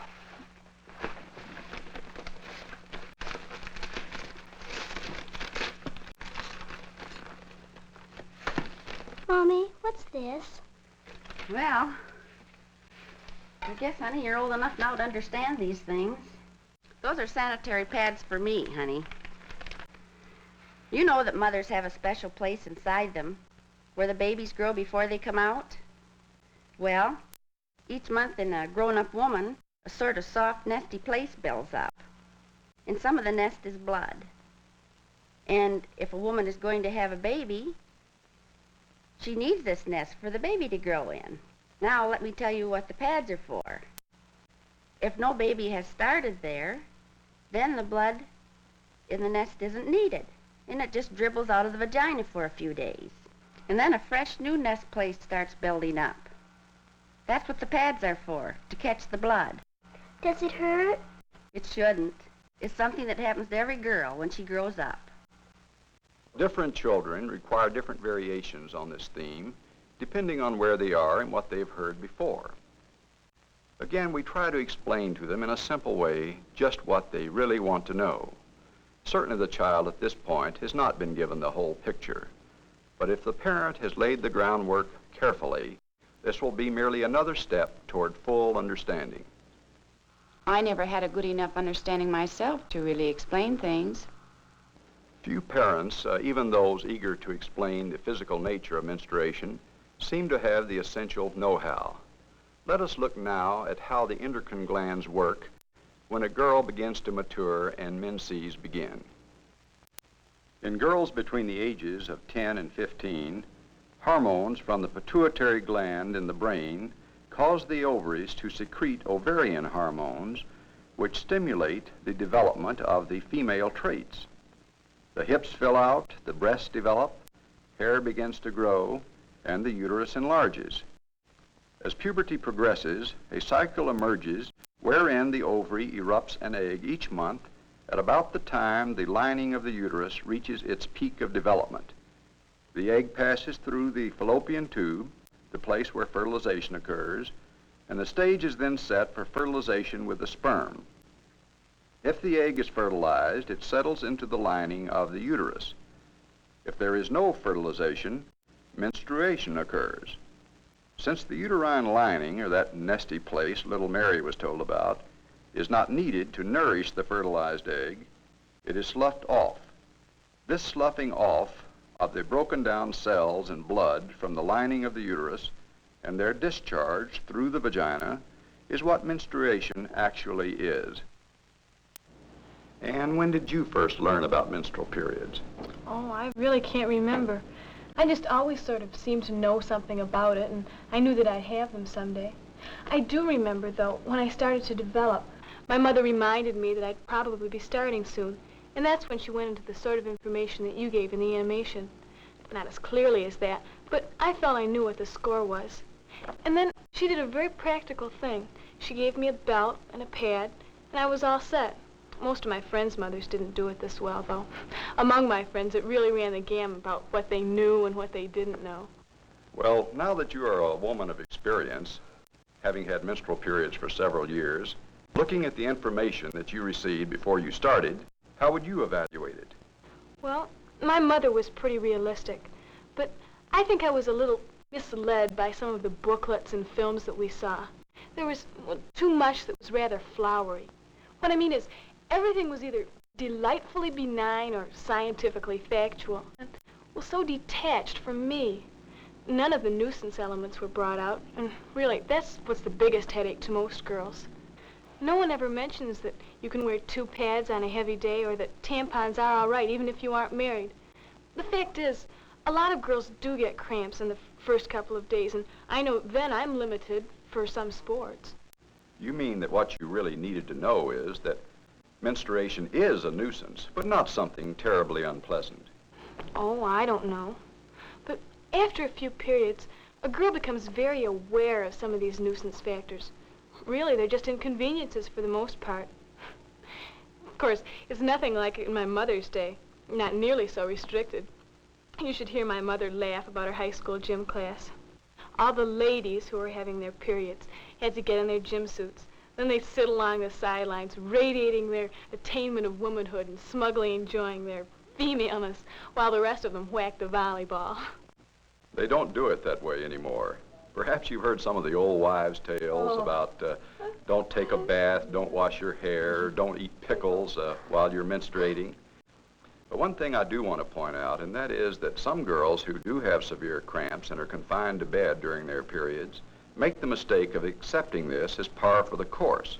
These girls can be helped, and they should see their doctors. But for most young women, menstruation, despite all of its annoyances, is a sign of maturity and good health. Well, I, for one, am glad to put up with it, because, well, it is good to feel that you're a normal, healthy girl. Now, I would like to see if we can summarize what we have presented. Sex education, as such, is not difficult. It is only uncomfortable for parents because of their backgrounds and lack of know-how. From our experiences with many people, we have tried to bring out misconceptions and facts not well understood and tried to explain them on a scientific basis. It should be evident the advantages of starting early with explanations to children. If you ask most parents what they really want for their children, the answer fundamentally is a good, satisfying, happy life. If we begin early to create an atmosphere of understanding in which the child is allowed to express his real feelings, we give honest answers to his questions, we're well on the road to the kind of parent-child relationship that fosters the development of true maturity. Problems related to sex are not isolated problems, but are, for all but the rare individual, a part of some greater difficulty. Good communication between parent and child is one of the best ways of preventing problems.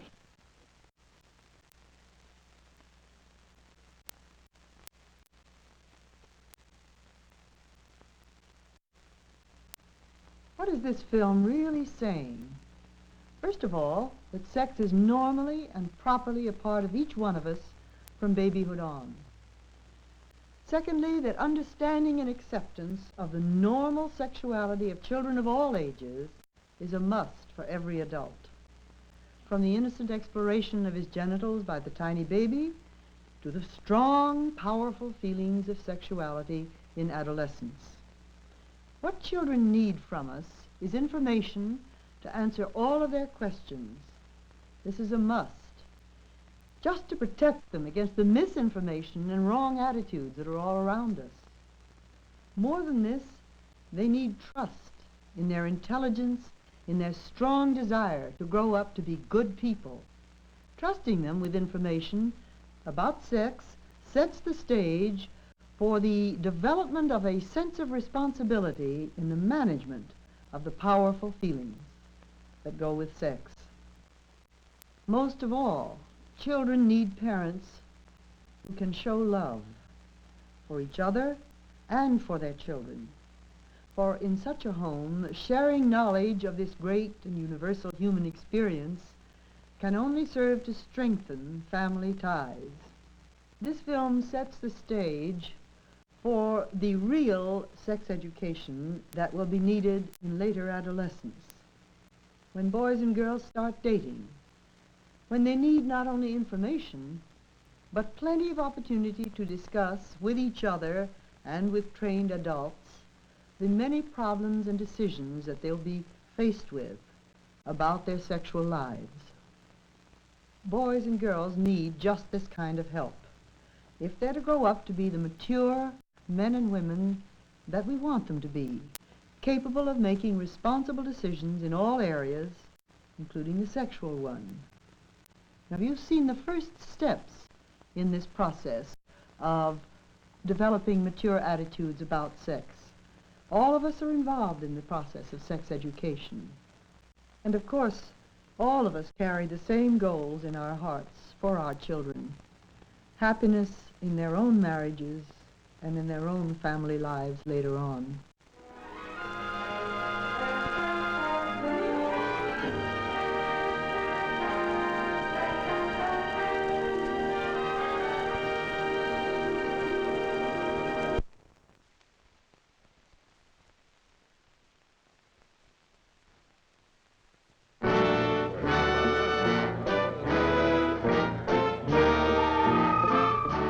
Cover the general information about the effects of drugs. Here is a summary of what you know. 1. How is the drug taken? 2. How does the drug change behavior? 3. What are the different behavioral effects of the specific type of drug?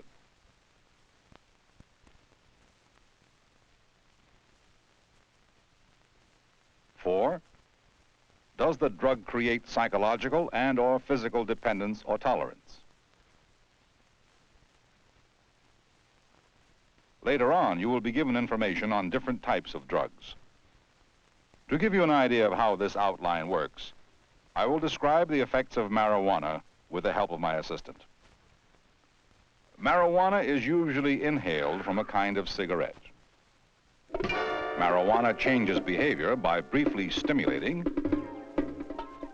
and then depressing activity. It can also change behavior by creating mild hallucinations.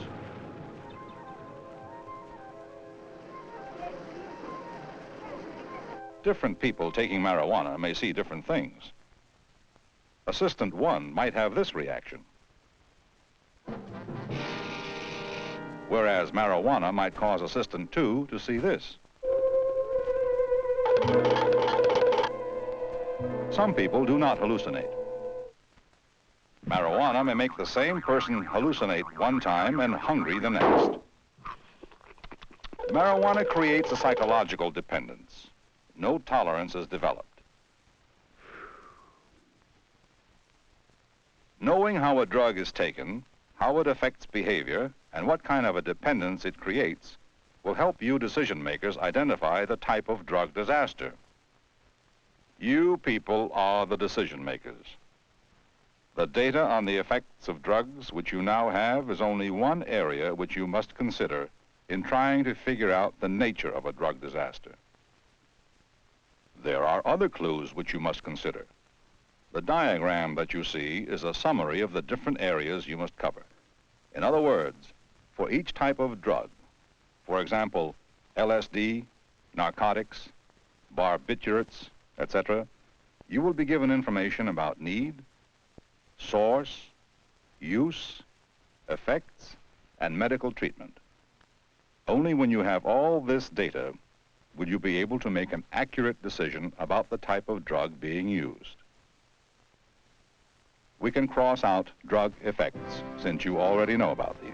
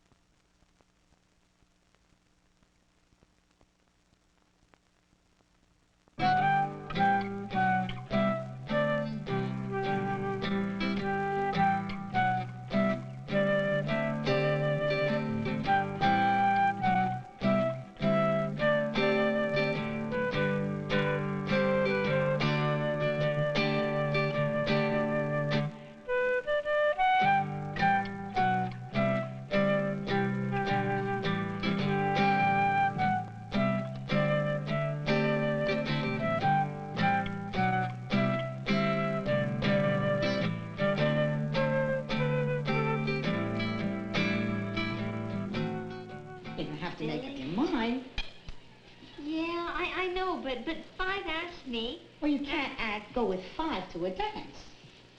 Now, there's an idea. Don't get wise, miss. One only. And you have to make up your mind soon. Again with the cat at the table? How many times do I have to tell you? Put him down. You're always picking on her. I am not always picking on her. A cat doesn't belong at the table. The last thing this family needs is a spoiled cat. Sally, isn't there something that happened at school today you could tell us about? Don't you have a boyfriend? There's this new boy in homeroom, and I helped him with his math. So cute, I couldn't stop thinking about him all day. What's his name? Roger. Why?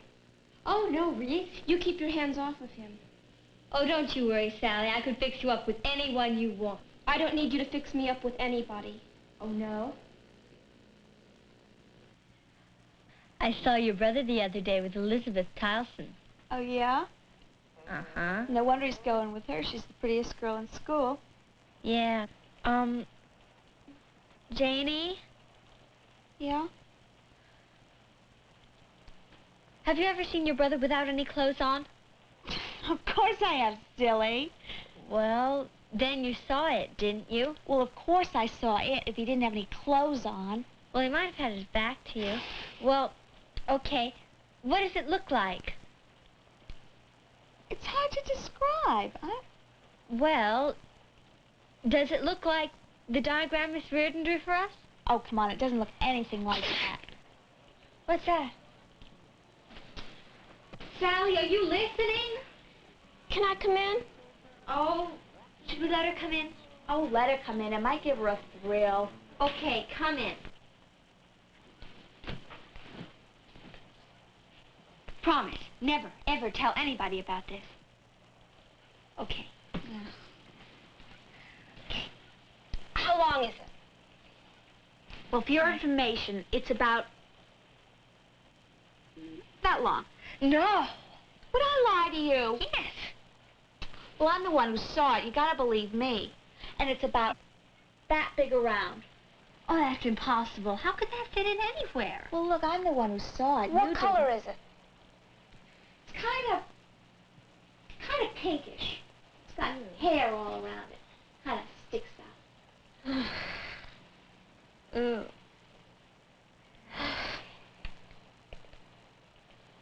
What are you looking so sick about? Nothing. Well, if you can't take it, just get out. Okay. I got pimples in his nose. That's not his fault. It's not his fault, but it doesn't make him terribly attractive.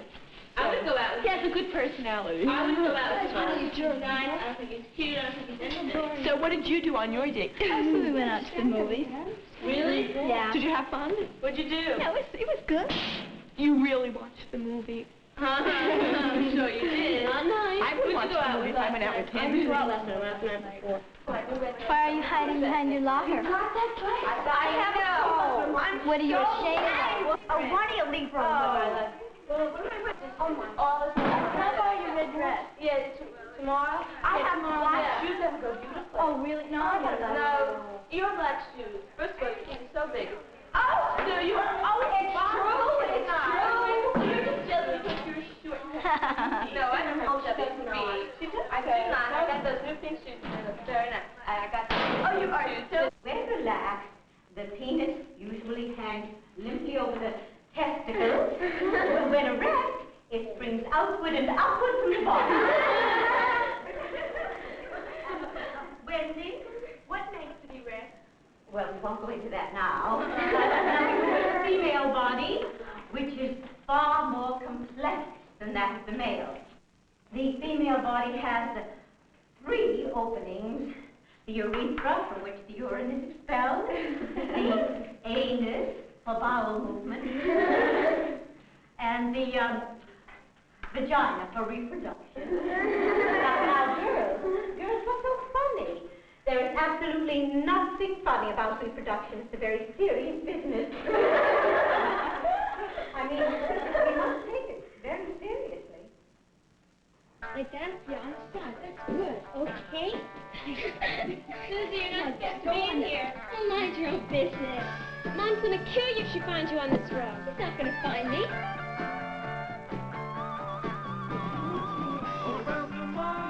Wanna learn? Susie, would you teach us? What? Would you teach us?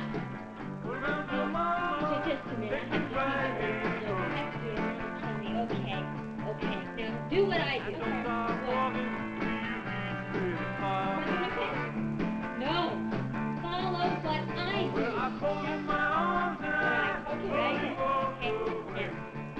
Am I doing okay? No, you're not doing okay. What? You should be. All right, I told you, follow what I do. Look, see? Okay. Do something else. All right. Oh, wait a minute. You're spastic. You are spastic. You really are. Oh, come on, Teddy. Come on. Come on. Okay, do what I do. I'll be the boy and you be the girl, okay? All right, we'll both be the girl, okay? Now when I go this way, you go that way, all right? Okay? 1, 2, 3, go. That's it, go. Yeah. Let me go. Let's go under, right? Okay, 1, 2, 3, go. What am I saying? Remember what she was talking about in health class about the 3 openings in a girl's body? Ask her, Miss Reardon, how many openings are there in a girl's body? Tell her you're taking a survey.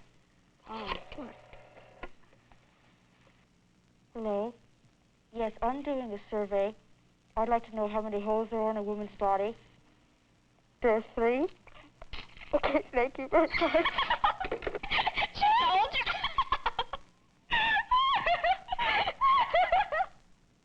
Beth, were you ever afraid that you only had 2 holes? Yeah, I still am. I used to be afraid too, but then I looked and I have 3. I used a mirror. What do you mean you used a mirror? I looked at myself with a mirror. What do you mean you looked at yourself with a mirror? You don't have to get so sick about it. At least I know I'm normal. I can only find 2. I don't see any of it around here. How do you look for these things?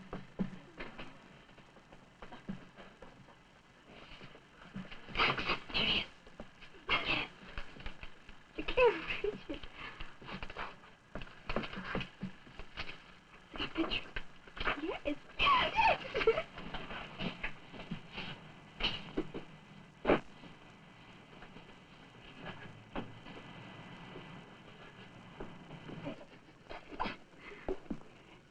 You're not mature enough to read them. You're certainly not mature enough to take them out. Oh, look at the colors on Yes, that. purple, and I like Chris that. would love that color. That's his favorite color. All right, Yes. you could take this one. All right, I I'll think. put this right down I'll here. put this one down. Excuse me, little girl. Oh, Jeannie, look at that one. Isn't that a nice one? That would be so nice for Christmas morning. It's something that we could, I the red have and a the nicer gray one one here, here, I think. there I over sit there, like chair this. there. Thank you very much. I'll give it just a bit longer. Thank you. Fine, thank you. May we have a bra for this young lady? Yes, Something certainly. very pretty Yes. and white. Wanna take and her would coat you off? please measure her All since right. she's growing so much? Okay. Now, let's see. You're a 32, and I Oh, think you're my, a B my, cup. my. What's a B? Mom, what's a B? Don't you know what a B is? It's It's a cup. What cup? Cup that fits over the bosom. I like it in white, though. Yes, Oh, we no, do have it no. in white. This is a very nice bra, this white one. I'll never wear one of those things as long as I live. Well, you're just jealous because you're flat. Will you two stop it? That white one is the one I want. Would you like to try this on? It's a very comfortable bra. No, the white one, not the red one, the white one. Go try it on. Go try it on.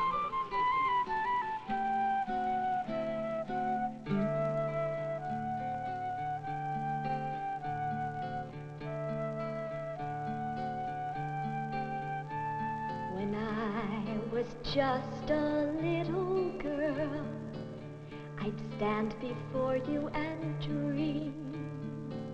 I'd dress up in my mother's clothes and pretend I was a queen. And that was beautiful, so very beautiful to me.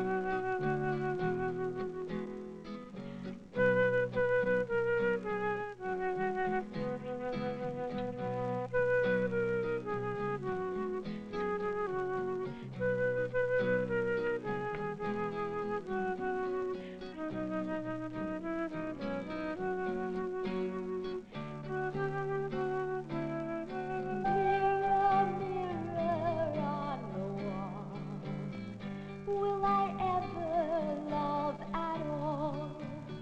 Mirror, mirror, will I see the one I really want to be?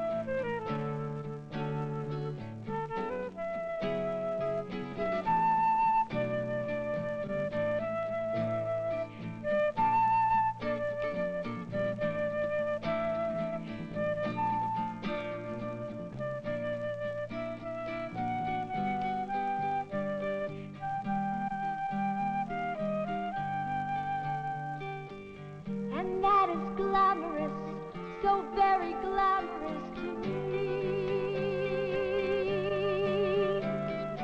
Mirror, mirror on the wall, will I ever love at all?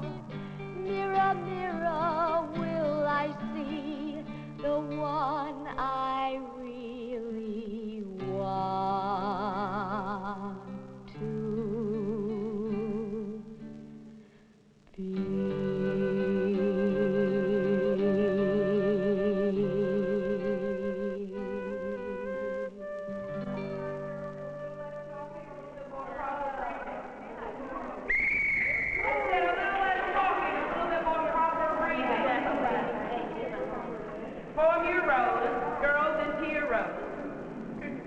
Standing up tall and straight, Andrea, like you usually do. All right, we are going to now improve our pectoral muscles. Hands on hips, and roll your shoulders, girls. Roll that. Stand up straight. Salad. Stand up straight. Wendy, you don't have to help her, although you are slumping a little today. All right, roll, girls. Roll those shoulders. Everybody roll. Helga, Tracy, I can see you in the back there. And running in place. 1, 2, 3, 4. Move those legs. Move them straight. Wendy, please stop kicking down. Yes. Run and run and run and run and run and... I don't need all that laughing.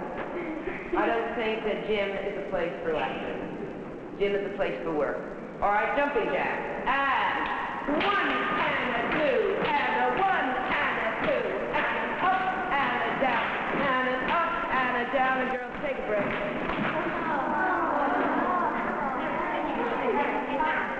I felt like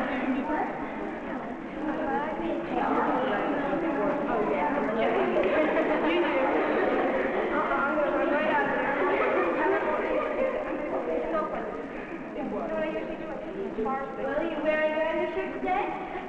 Leave me alone, Andrea. Oh, it's time you grew up. I'm grown up enough. She has got a bra. She's got a bra.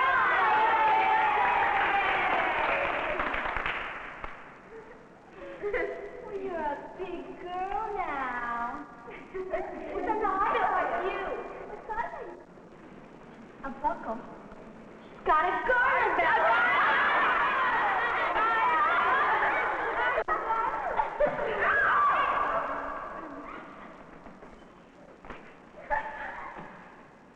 What have you got in there?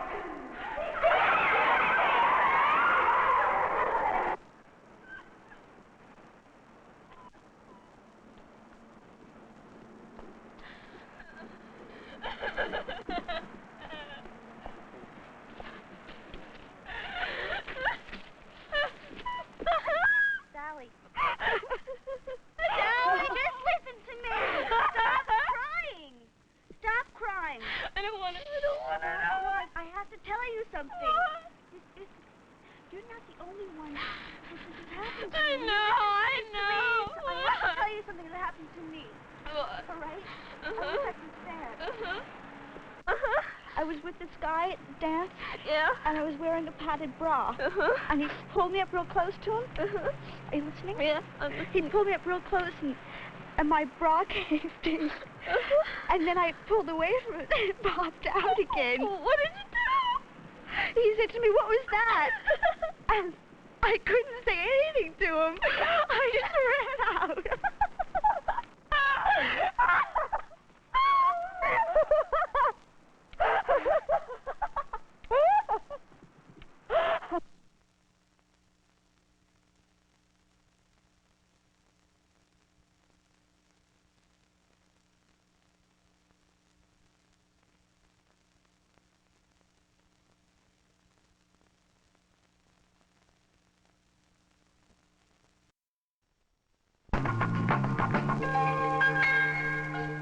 This is LSD.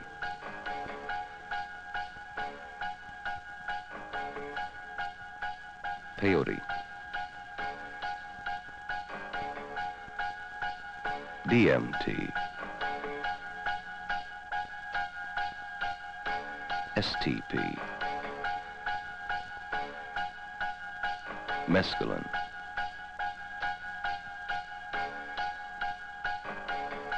Psilocybin. Hashish.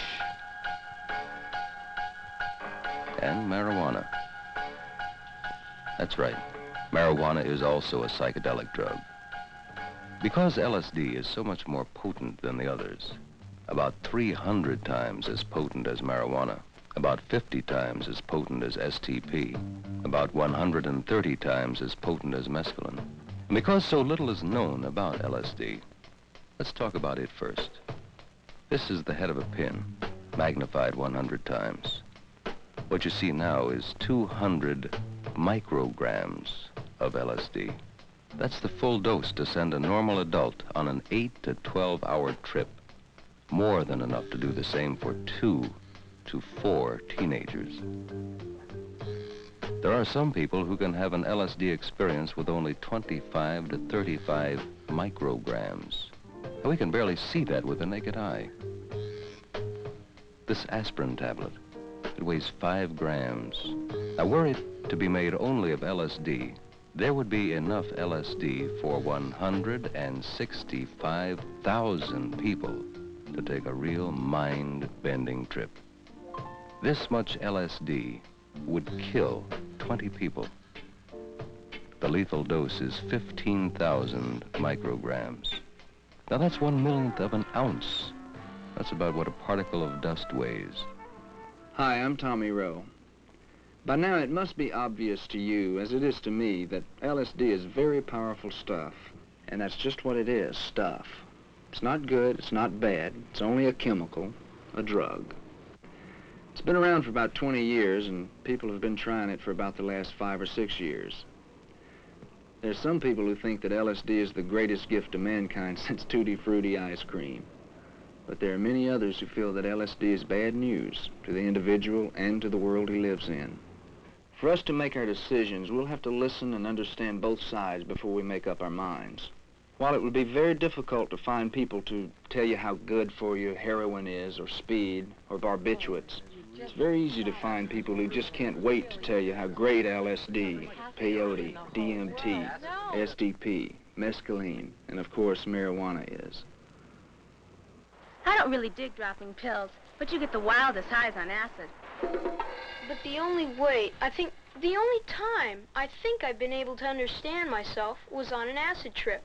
Then things were really clear. Now, I've taken LSD 42 times, and it hasn't done me any harm.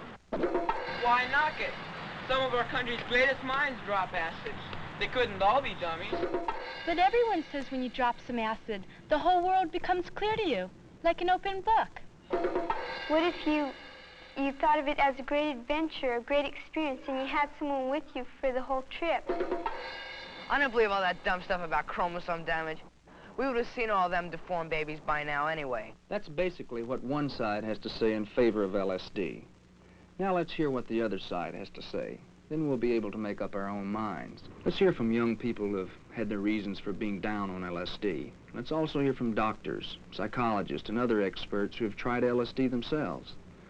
We've had a great deal of experience with LSD and the people who have taken it. But the only time I think I've ever been able to understand myself was on an acid trip. Then things were really clear. As a psychologist, I have to tell you that the understanding you think you have gained just doesn't fit in with the facts. Here are the facts. You've been on a number of trips, and we're both agreed that you're having even more problems with your school, your parents, and even your friends. Perhaps what you think or feel on a trip just doesn't fit in with the straight world which you must return to and must learn to live in. As far as understanding yourself is concerned, the only real understanding you could gain would come from having a bummer and then analyzing it, which would mean you'd have to want to try to have bummers and then attempt to understand them the way that psychologists analyze dreams, which, unless you are properly trained, you cannot do by yourself.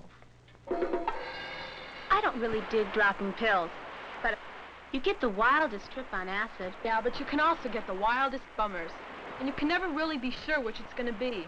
But what do you mean?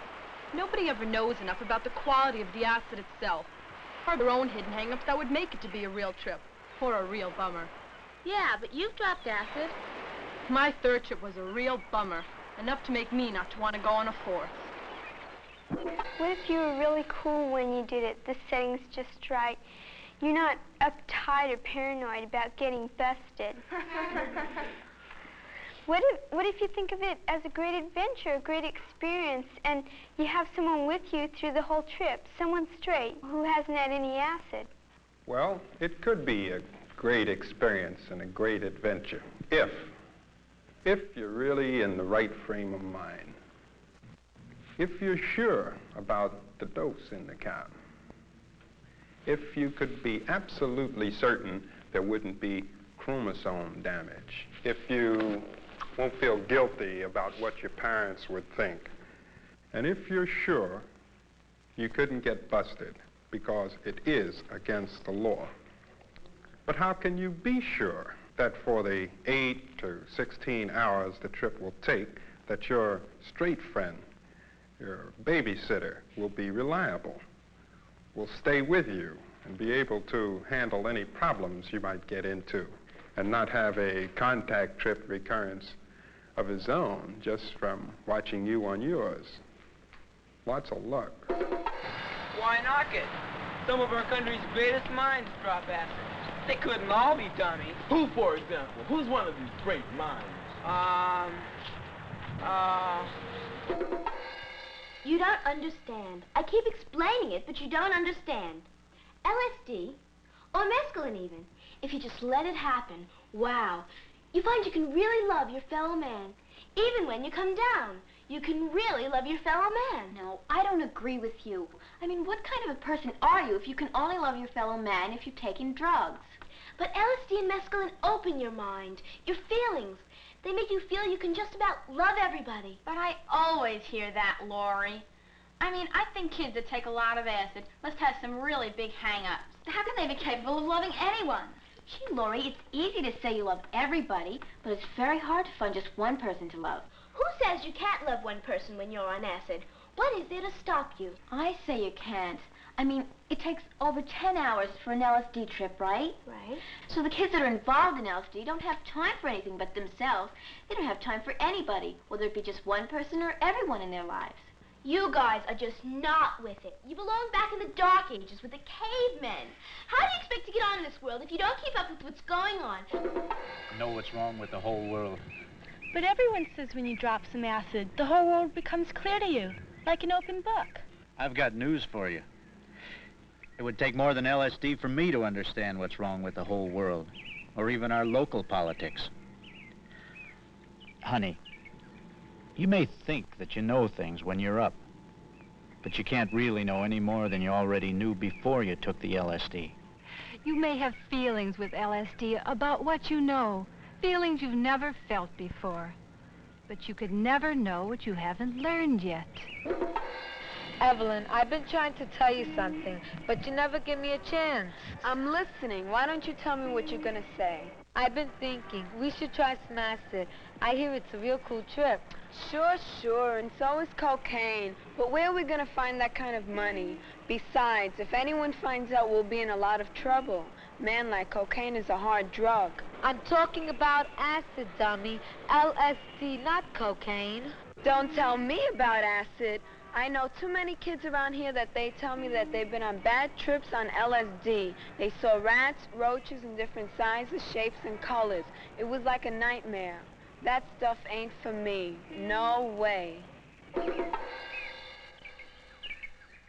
But Mrs. Andrade, isn't it true that everybody's being uptight about those freaky chromosomes? Isn't it true that most scientists don't agree on chromosome breakage?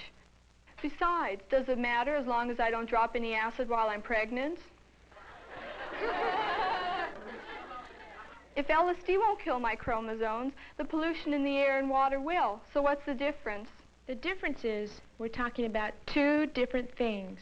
We know that if we don't take LSD, we won't damage your chromosomes. All scientists know that it's too soon to know exactly what the damage will be, especially to your children and your children's children. But water and air pollution are killing us anyway. Well, that could be, but I don't agree that we should just sit back, swallow some acid, and say, well, man, pollution's going to kill us anyway. This time the whole country is worried about pollution, and things are being done about it all the time. How much are we doing about it if all we do is complain and swallow a drug? Not much better than bad people doing bad things about our water and air. This world's in bad shape, but it's the world that your generation is going to have to run in the next 10 to 30 years. So what kind of preparation is LSD, STP, DMT, peyote, mescaline, or marijuana for what you're going to have to do to straighten it out? Oh, come on. Mescaline is a natural drug. What could be wrong with something that's natural? It's made out of cactus buttons or mushrooms, or is that peyote? Well, however it's made, it's natural. And you don't get chromosome damage from something that's natural. Maybe you don't get chromosome damage from mescaline, but are you sure there aren't any other kinds of damages? Like from a mental hang-up? Oh, Paula, it never hurt the Indians, and they used it for thousands of years in their religious ceremonies. Sure, I know, but for how many ceremonies a year? How many times a week? And were their minds and bodies fully developed? Or were they still kids, teenagers? And do you know whether they would wander all over the place where they could get hurt? Or just sit there safe and stoned in their teepees? And I'm sure they didn't have to cross 42nd Street and Broadway, or Sunset and Vine when they were stoned. Well, of course not. You know they led very simple lives. That's the point. It's much easier for one of us to develop a hang-up on a drug like mescaline. Like, it can become a crutch. There are too many people who just can't hack living in our very big and mixed-up life. You know, a drug doesn't have to do damage to your chromosomes to do damage to you. Oh, that's an old argument. Do you need a new one? Well, you've seen two sides of the LSD psychedelic question. But if you really think of it, there have been about 20 sides to the question. And we've had a chance to hear that many people speak their minds. While it's possible that some things were left out, we did hear from the most important and most strongly felt opinions about LSD. Now it's your turn. Now you have to decide based on what you have learned and what you already knew. One, is it worth the risk to your mind and body to drop acid for kicks or knowledge about yourself and the world you live in? Two, are you sure you're the kind of person who will not get hung up on acid or won't go into other drugs? And three, can any of your personal problems be solved by LSD? And last and not least, will your dropping acid or other drugs do anything for anyone else in the world? Will it do anything for all those people LSD is supposed to make you love? Your fellow man? You decide.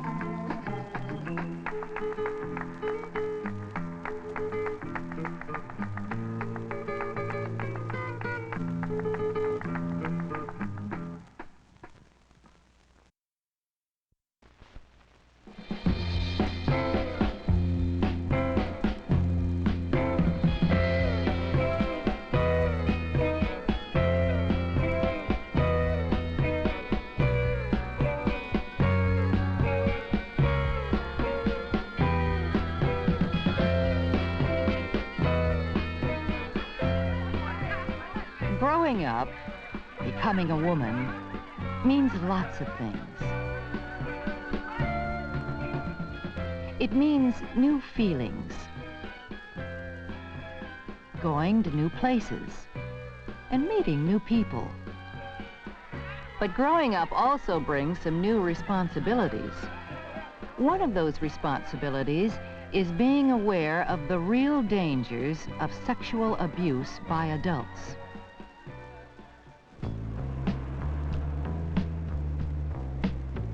Judy often worked as a babysitter. She was looking for more work, so she posted an ad at a market near her home.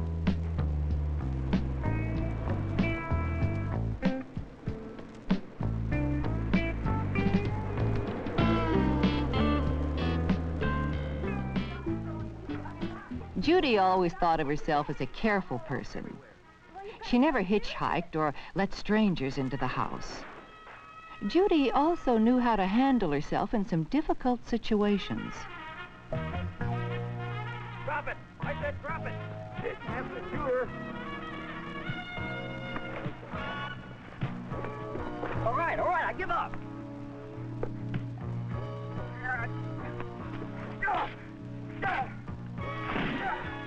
Hold it, Al, that's enough.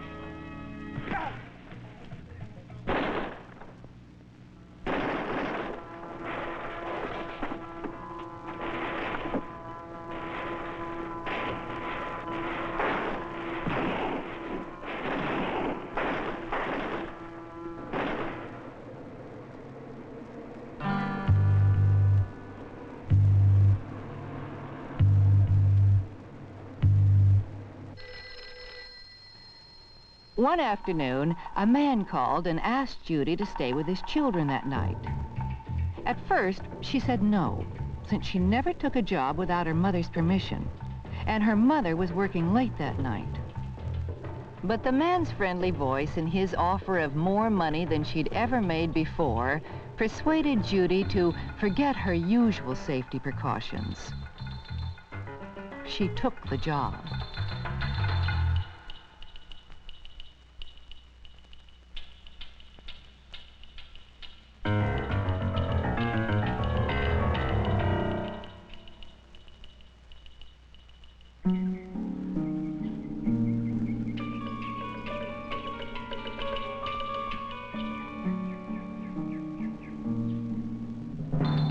He told Judy that his children were at another house just down the street, not at the address he had given her. He seemed nice enough, and after a few minutes, Judy didn't think of him as a stranger at all.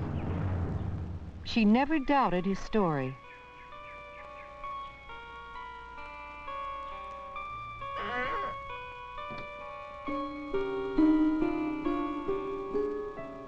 He didn't have any children. Only a friend.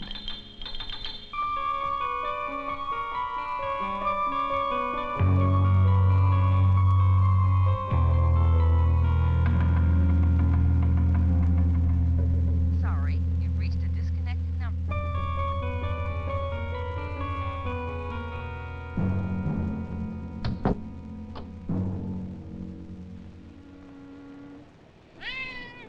The next morning, Judy's body was found.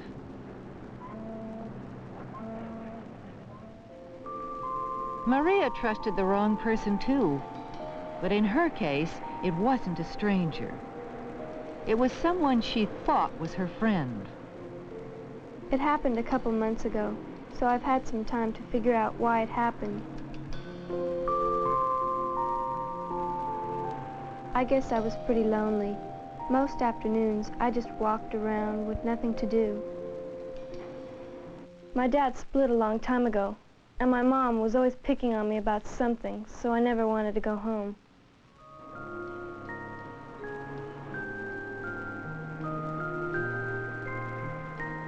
The guy, Larry, just sat down next to me and started talking. He didn't talk to me like I was a kid, and he didn't try to tell me what to do or what I should act like.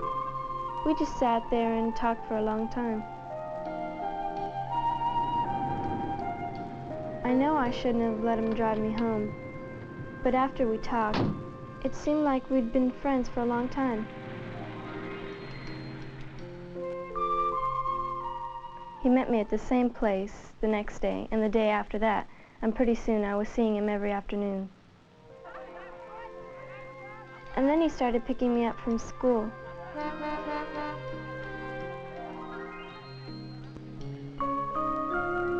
My friends were pretty jealous, and to be honest, I kind of liked that. They thought he was my boyfriend, and in a way, I guess I did too. And he bought me some clothes, and took me to some good restaurants. Yeah, I fell for it. Of course, I couldn't tell my mom about Larry, but that was one of the best things about it, keeping it my own secret.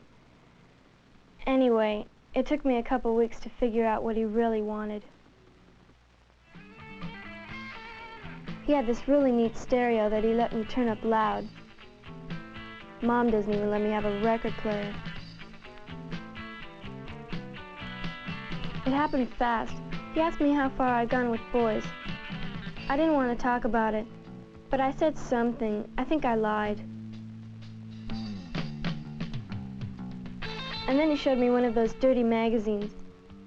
He told me I was as pretty as the girls in the pictures. It was creepy. And then he pointed to some of the pictures and said that he took them right in the room. And that's what he wanted me for. I said I had to go. I was getting real scared. He tried to stop me. He'd pay me money, that it would be fun. I said no again. Then he got really mad. I thought for sure he'd beat me up.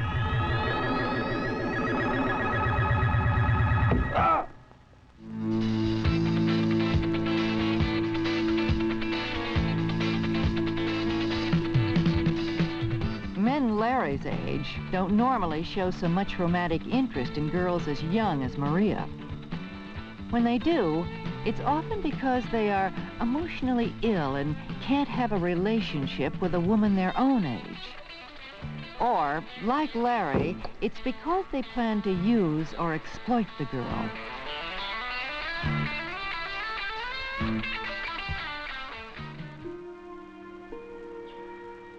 Unfortunately, young women also have to face another difficult fact. They can be sexually molested by someone they already know and love. It was my stepfather, Ken. One day I saw him looking at me funny. I'd always liked Ken, and he was good to my mom, so I didn't want to think anything was wrong. But it got worse. Like one time we were out hiking, and he started talking about how I was a woman now, and how well my body was developing.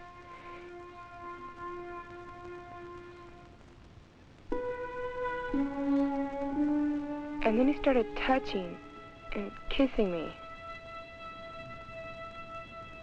I tried to make him stop, but he just thought I was teasing him. So well, the heartache and the pain. All those days I wish I could. He just kept after me. He wasn't like the same person anymore.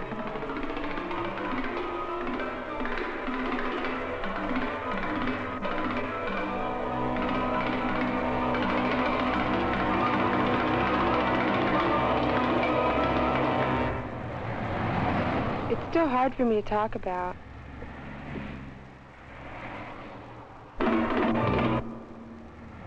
I knew my mom wouldn't believe me, and I couldn't tell my friends. And what's really weird is I felt guilty, like I had done something wrong. I knew it would just go on if I didn't tell someone. So I decided to talk to one of my teachers, Mrs. Tanaka. After I told her what happened, she called a policewoman who came out and talked to us. It took a long time for Ken to admit it, but now that everything's out in the open, I think it'll all work out. Most everyone knows how dangerous it can be to hitchhike, or let strangers into the house, or walk alone through dark places at night. It's pretty easy to avoid these risks, but young women must also beware of other dangers too. Like the danger of putting too much trust into someone they don't know well, or of believing the stories and accepting the gifts of older men who may ask for payment in return. And if you're caught in a situation that you can't escape, talk to someone. If you can't talk to your parents, try a teacher or counselor, a police juvenile officer, a family doctor, clergyman, or call a crisis hotline listed in the phone book. Help is available. Most of the people you'll meet are good people, ones you can trust and depend on. But growing up means developing good judgment about people and being aware of dangerous situations you should avoid.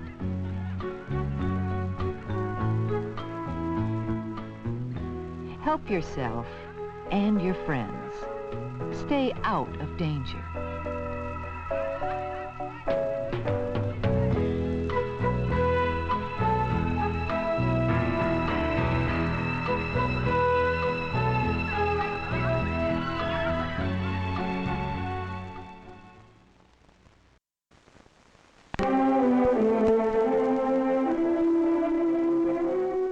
For Berkeley Street is usually not too busy at 3:45 in the afternoon was a day I'd never forget.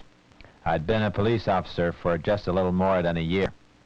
That's me in the middle, Bob North. And Officer Mike Wilson. All right, let's go to work. That was great. Thank you, fellas.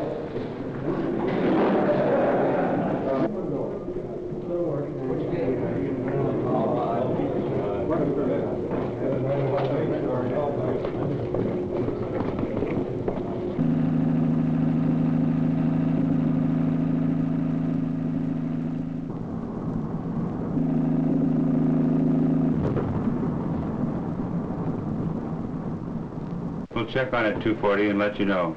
KMA 550. Well, it's $24,632. It's in 207? 207. 207, report of a suspicious auto parked with the lights on and the horn blowing in the vicinity of Shasta, just east of Park Hills. KMA 550. 207. Go ahead, 207.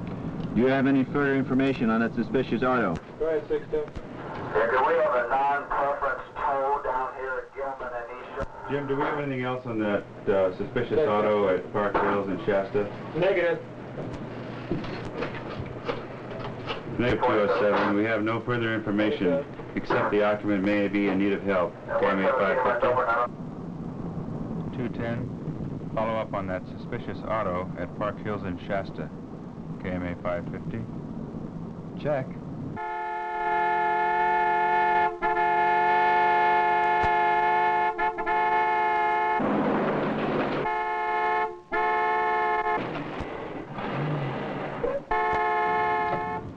.207.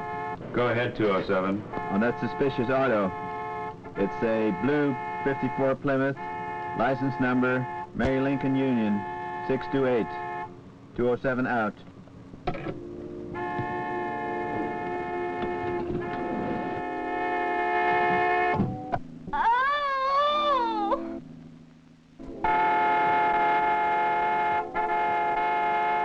Hey, lady!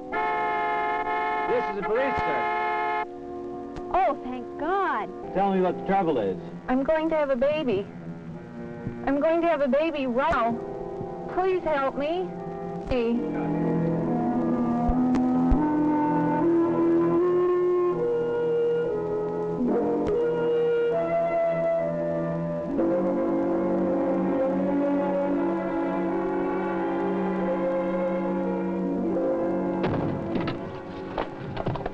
Stop, wait! You've got to help us. You've got to help her.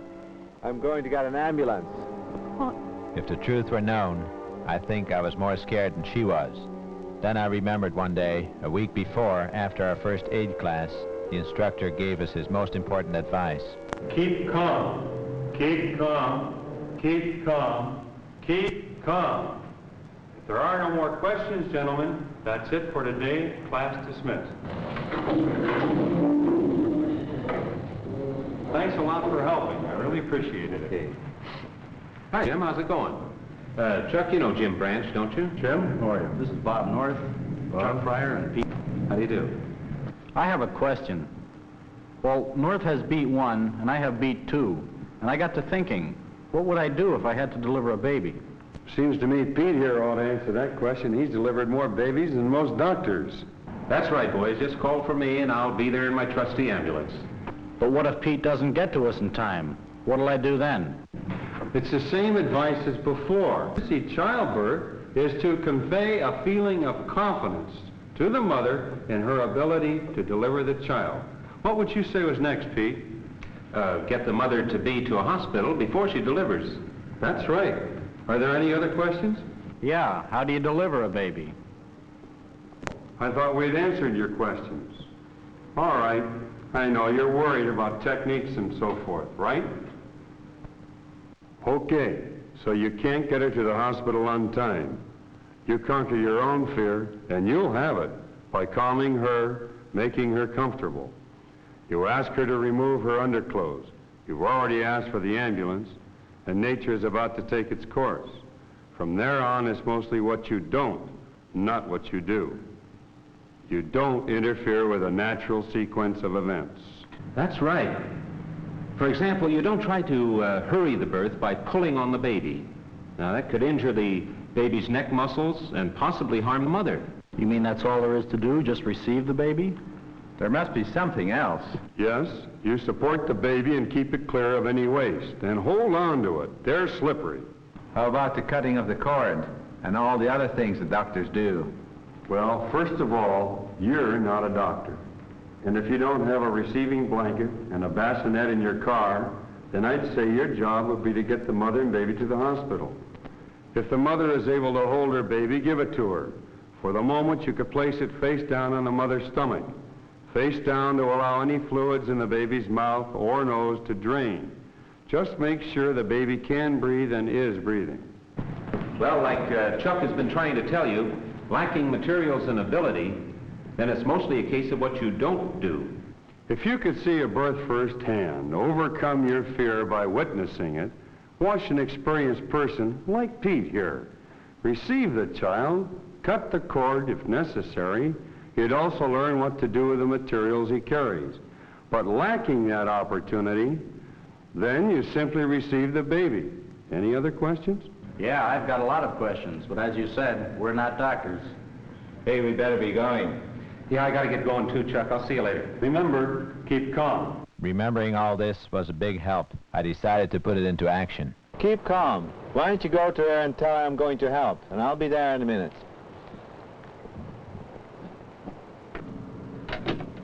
"207. Go ahead, 207. That suspicious auto turned out to be an emergency maternity. Could you rush an ambulance? She claims she's going to deliver any minute." We'll try 207. Ambulance to Shasta, just east of Park Hill. Emergency maternity. Check. Shasta, just east of Park Hill. On the way. 207, ambulance en route. KMA 550 clear. An ambulance is on the way. How is she? I'm scared. When Ann called me to take her to the hospital, I didn't think, oh, why did I get a flat tire? Listen, don't worry. We'll manage. How are we doing? Look, make her comfortable and keep her calm. You might take her underclothes off. I'm going to move my car and get some lights on this car just in case.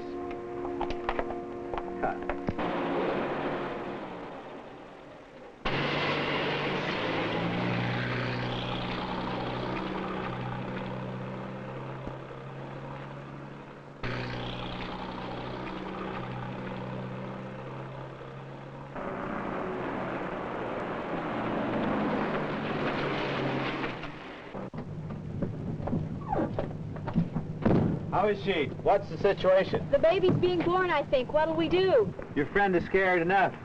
Why don't you go around to the other side of the car and try to keep her calm?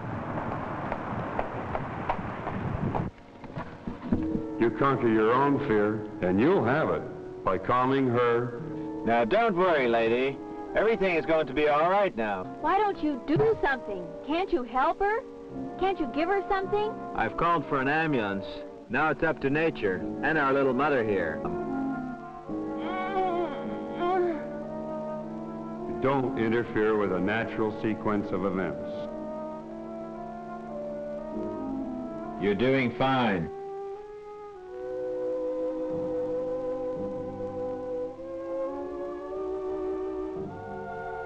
Oh, what was that? Will you please calm down? Wipe her forehead.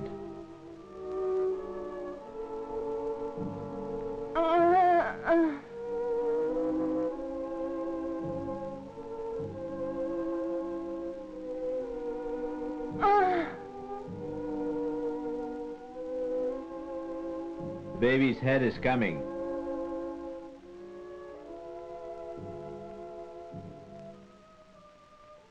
You don't try to hurry the birth by pulling on the baby. Relax, Ann. Relax. You support the baby and keep it clear of any waste. And hold on to it. They're slippery.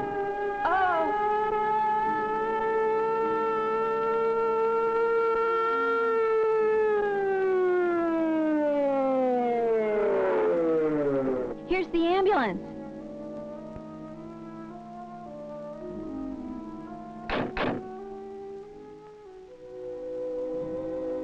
Everything is going okay. It's a boy. It's a boy, Ann. Just take it easy, Bob. You're doing a good job.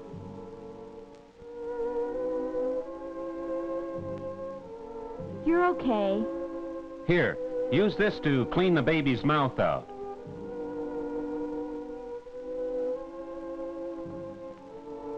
Keep at it, Bob. Keep at it.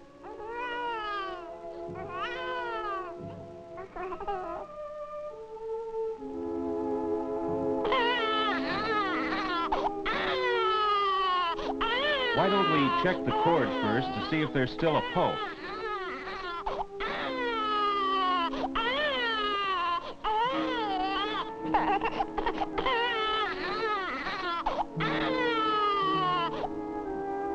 Don't worry, Ann.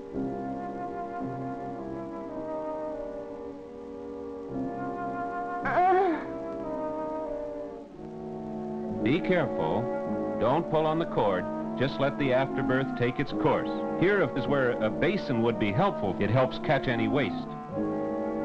Put your hand on the mother's stomach and massage it gently. That'll help reduce any hemorrhages, although usually under these conditions, they seldom have such problems. Okay, that ought to do it.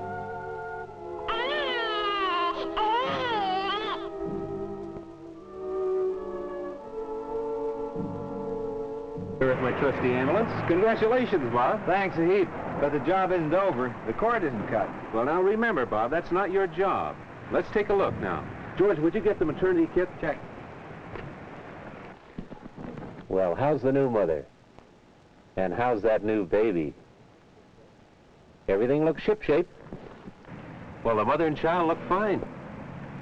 Better late than never. Here's a maternity kit. Okay, Bob, here's your chance to practice medicine. I'll show you how to cut the cord.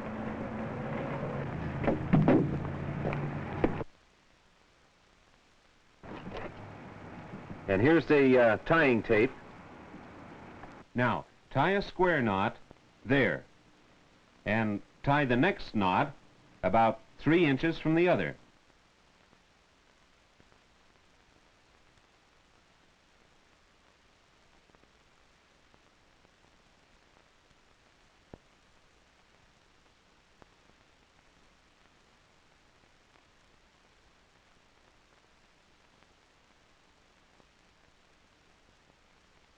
Now, all you have to do is cut in the center of the 2 tapes. Here. Attaboy, you're doing fine. Would you like to hold your baby? Here.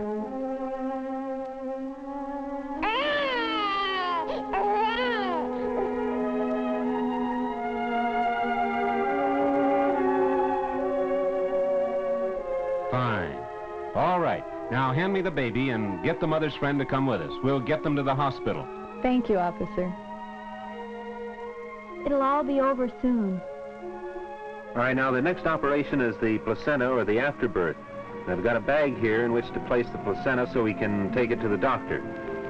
He'll examine it and can tell if all of it came out, and other things, I guess.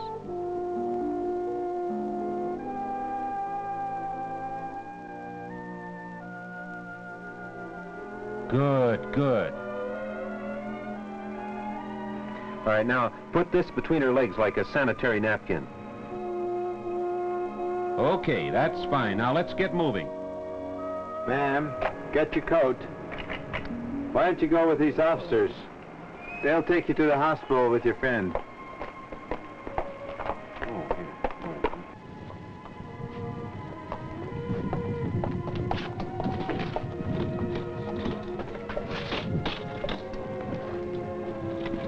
Hey, Pete, what hospital are you going to? Helga Bates. Her husband and the doctor are waiting there. Right now. Good. Good. Lay back now. Easy. Fine. Doing fine. How are you doing? Fine. That's good. We'll have you down there in no time. Don't worry. That's it. Stretch your legs out a little bit there. That's good. All set now? All right. Yeah.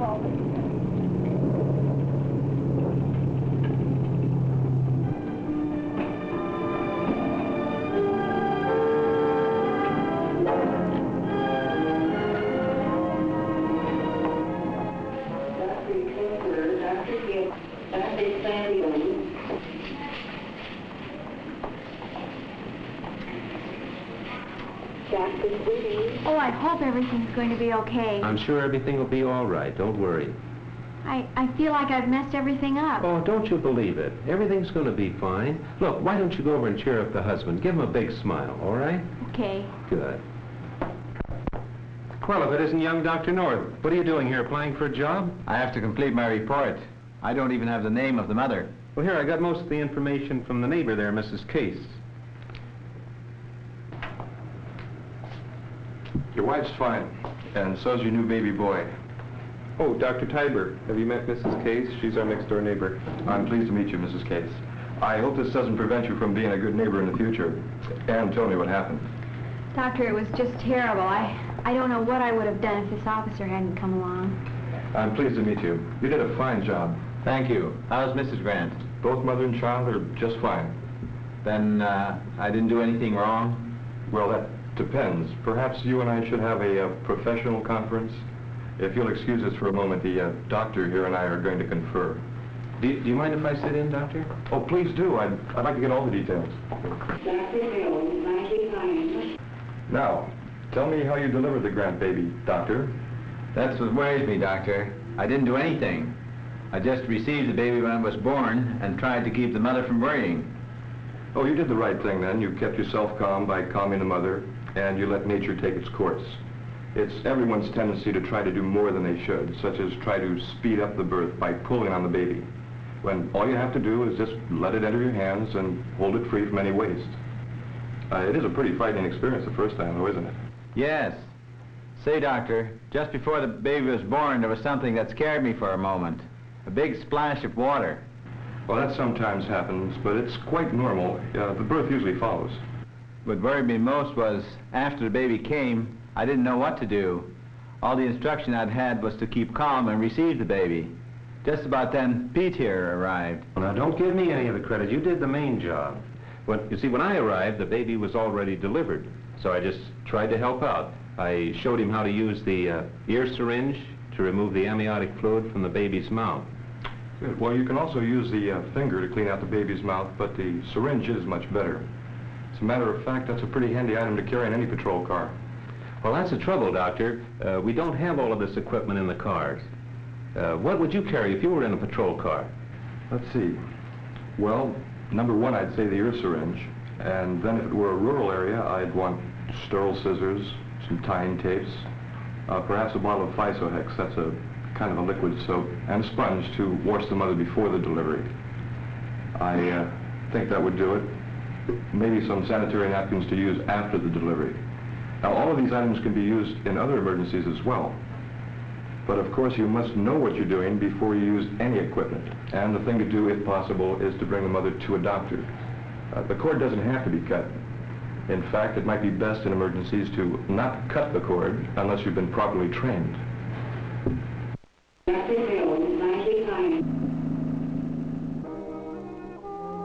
You're a beautiful mother. Thank you.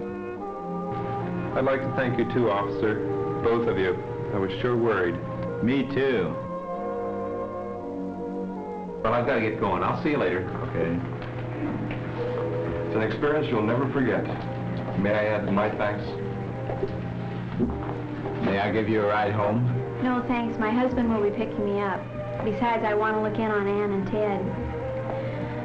By the way, I'm sorry I was so silly before. I guess I was just plain frightened. But you were terrific. Thanks. Well, that was it. Like the doctor said, it was an experience I'd never forget. And one I wouldn't want to.